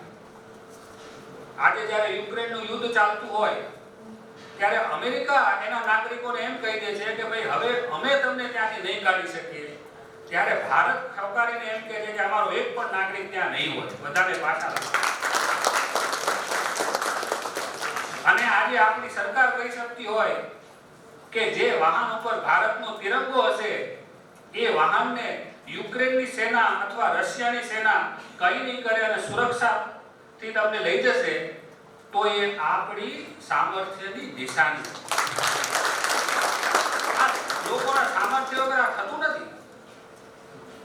થોડા દિવસ પહેલા ચેન્નઈનો 16 વર્ષનો દીકરો રામબાબુ પ્રજ્ઞાથ ચેસમાં નોર્વેના વિશ્વ ચેમ્પિયનને એને હરાવ્યો. માત્ર 16 વર્ષનો છોકરો ચેસમાં વિશ્વ ચેમ્પિયનને હરાવો નાની વાત નથી.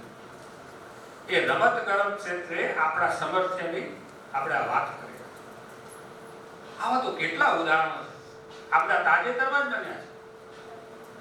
ઈસરો જ્યારે સૌથી સસ્તું મંગળયાન મંગળ ઉપર રહી જાય તો આપણે ધ્યાનમાં આવે કે આપણે વૈજ્ઞાનિક ક્ષેત્રે પણ સામર્થ્યવાન થઈ રહ્યા છે. ઈસરો એક સાથે 100, 150, 200 ઉપગ્રહ છોડે છે. અત્યાર સુધી જે દેશ યુદ્ધ માટેના શસ્ત્રો આયાત કરવાનું જ વિચારતો હતો, 2 મહિના કે 1 મહિના પહેલા આપણે ફિલિપાઇન્સ દેશ સાથે એવો કરાર કર્યો કે આપણી બ્રહ્મોસ મિસાઇલ કે જે ભારતમાં બની છે એને ફિલિપાઇન્સ ખરીદશે. કલ્પના કરો. તો આ સામર્થ્ય છે. પણ શું આ સામર્થ્ય પૂરતું છે? જેની કલ્પના કરીએ છીએ કે ભારતે વિશ્વગુરુના સ્થાન પર બેસવાનું છે, તો એનો જવાબ ના છે. હજી આપણે બહુ મોટું કામ કરવાનું બાકી છે.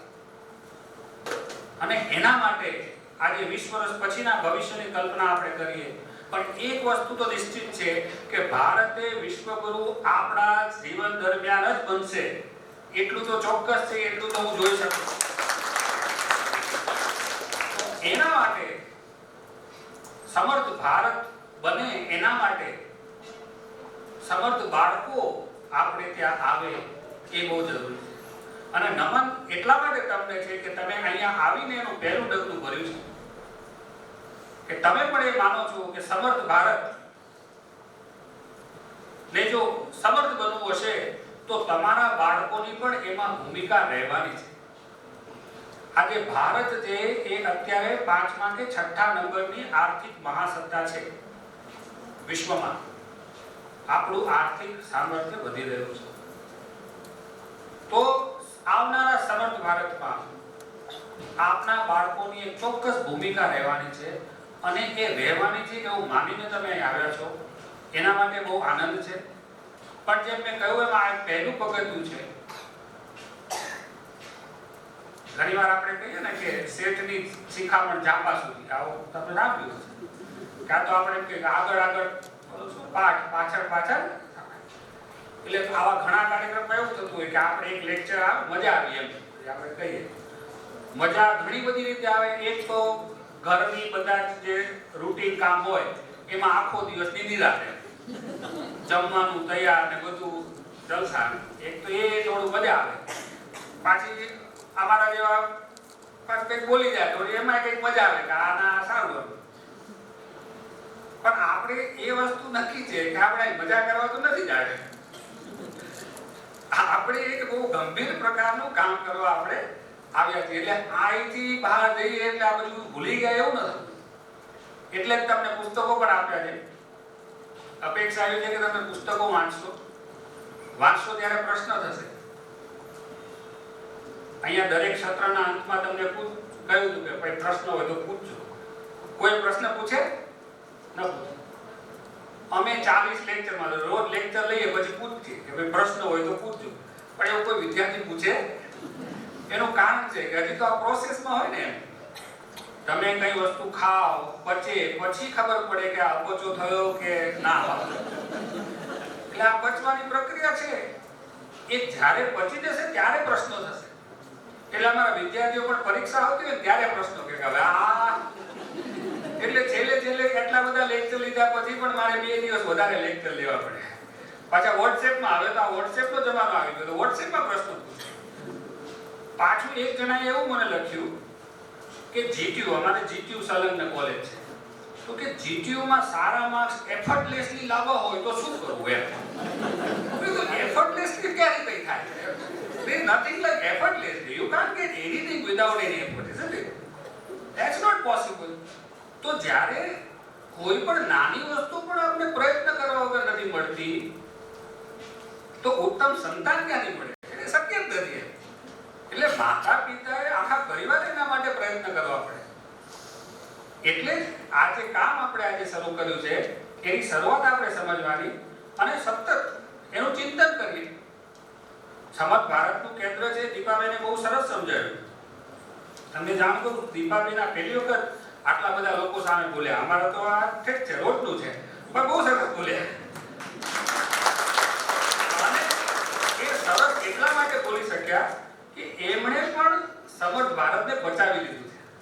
એમને ખબર છે એક્ઝેક્ટલી કે શું કરે છે, એનાથી શું ફાયદો થાય. આ અંતરમાંથી આવે ને તો જ હિંમતથી બોલી શકાય. ગોખેલું વાંચી ન શકાય. તમે નરેન્દ્રભાઈને જુઓ તો એ બોલતા હોય તો આમ મજા આવે. એને વાંચવા જરૂર ન પડે. એ પછી રામાનુજ વિશે બોલતા હોય તો એને અંતરથી જ આવતું હોય. તો એ તાકાત છે. તો આપણે સમર્થ ભારત કેન્દ્ર સાથે જોડાઈએ. ઘણા લોકો બહારથી આવે છે. કદાચ એવું પણ બને કે રોજ આવું શક્ય ના હોય તો આપણે ટેલિફોનના માધ્યમથી પણ સમર્થ ભારત સાથે જોડાઈ શકીએ. રૂબરૂ જોડાશો તો વધુ આનંદ થશે.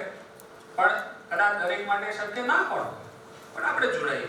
અને આ એક સારું કામ કર્યું છે. આ એક તપ જ છે. એક જાતની જે તપની શરૂઆત કરી છે એ જાળવી રાખો અને ઉત્તમ સંતાનની પ્રાપ્તિ થાય એ સૌની ઈચ્છે છે. આપણે પણ ઈચ્છીએ.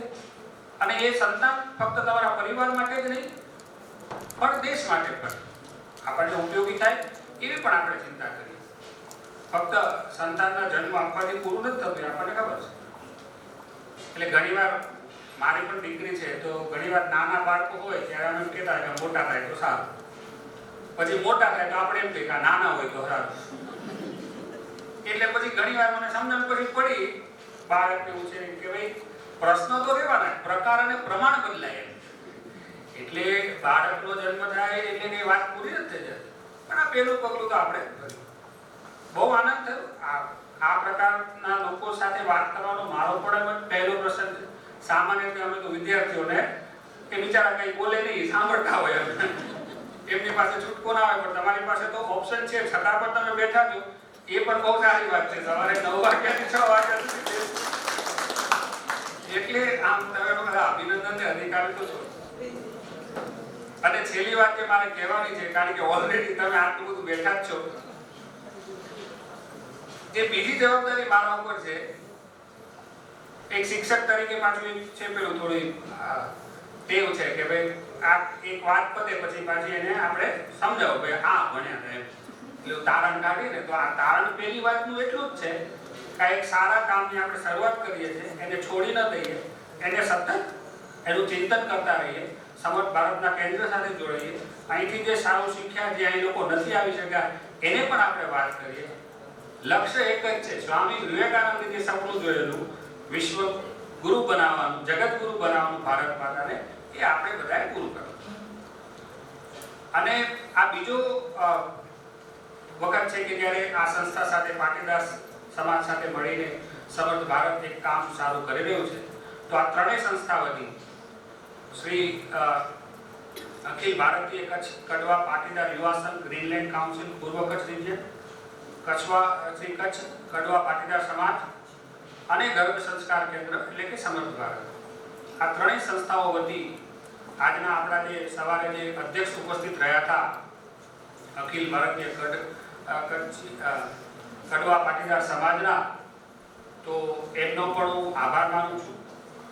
વાસુદેવભાઈ સાથે વાત થતી હતી કે સામાન્ય રીતે બહુ વ્યસ્ત રહેતા હોય છે, પણ આજે આપણા નસીબ સારા કે એ પણ સવારે આવી ગયા. એ નહોતા આવી શકે, અચ્છા હું નહોતો આવી શક્યો એટલે મને એમ કે આવ્યા જ હશે, પણ એમનો સંદેશ આવ્યો હતો અને ફોન ઉપર વાત થઈ ત્યારે એમને કહ્યું હતું કે આવશે, પણ છતાં પણ એમનો સંદેશ આવ્યો તો આપણે એના માટે પણ એમના આભારી છીએ.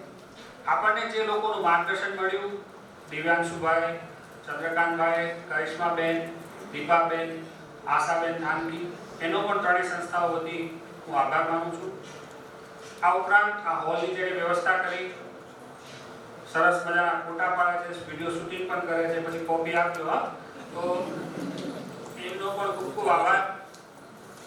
સરસ મજાનું ભોજન તમે લોકોએ કર્યું, હું થોડો ચૂકી ગયો, તો એ લોકોને પણ આભાર માનવો એ આપણી ફરજ છે. અને છેલ્લા 3 મહિનાથી જે કાર્યકર્તાઓ લાગ્યા છે, જે લોકોને પણ સંગઠનનું કામ કરતા હશે એનું ધ્યાન હશે કે એક દિવસનો કાર્યક્રમ કરવા માટે કેટલો પરસેવો આપણે પાડવો પડતો હોય છે. તો એ ત્રણેય સંસ્થાઓનો કાર્યકર્તાઓનો પણ ખૂબ ખૂબ આભાર. અને સૌથી વધારે આભાર તો તમારા લોકોનો, જે લોકો અહીં આવ્યા, કારણ કે તમારા માટે કાર્યક્રમ છે. તમે ના હોય તો અમારું અહીંયા કોઈ કામ નથી. તમારો પણ ખૂબ ખૂબ આભાર. તમને જે લોકોએ પ્રેરણા આપી કે અહીંયા આવવું જોઈએ, અથવા તો રજા આપી, મદદરૂપ થયા અહીંયા પહોંચવામાં, એ બધાનો ખૂબ ખૂબ આભાર. કારણ કે આ બધા જ લોકોના પ્રયત્ન વગર આ કાર્યક્રમ સફળ ના થઈ શક્યો. ફરીથી હું કોઈનું નામ લેવાનું રહી ગયું તો નામી અનામી પત્રકાર મિત્રો પણ અહીં આવ્યા છે, એમના ફોનથી પણ મેસેજ આવ્યા, એ બધાનો પણ ખૂબ ખૂબ આભાર માનું છું. સમાજના જે બીજા શ્રેષ્ઠીઓ આપણી સાથે જોડાયા આ કાર્યક્રમ દરમિયાન, પ્રત્યક્ષ કે અપ્રત્યક્ષ રૂપે, એ બધાનો આભાર માનું છું. ત્રણેય સંસ્થાઓથી ખૂબ ખૂબ આભાર. ધન્યવાદ. ભારત માતા કી જય.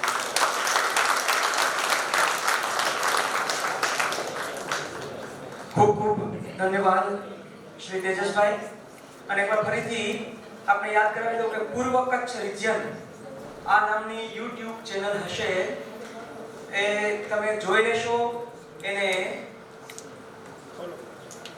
બેલ આઇકોન સાથે શું કરશો? સબસ્ક્રાઇબ જોઈ લેજો. રિઝન નામની YouTube ચેનલ હશે એ જેવું હું એ શાંતિ મંત્ર બોલાવી લઉં પછી તરત જ જોઈ લેજો બસ.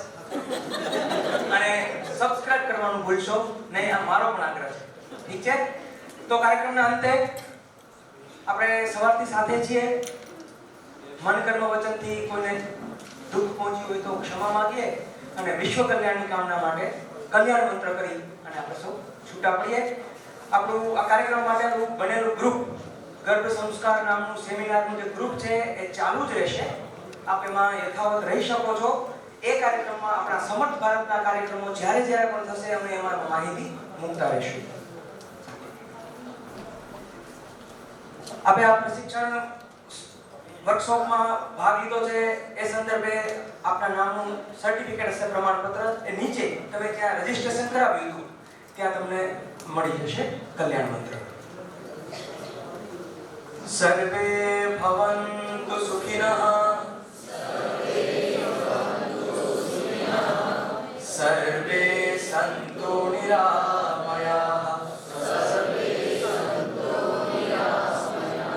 સર્વે ભદ્રાણિ પશ્યन्तુ મા કશ્ચિત દુઃખભાગ્ ભવેत्. ઓમ શાંતિ શાંતિ શાંતિ.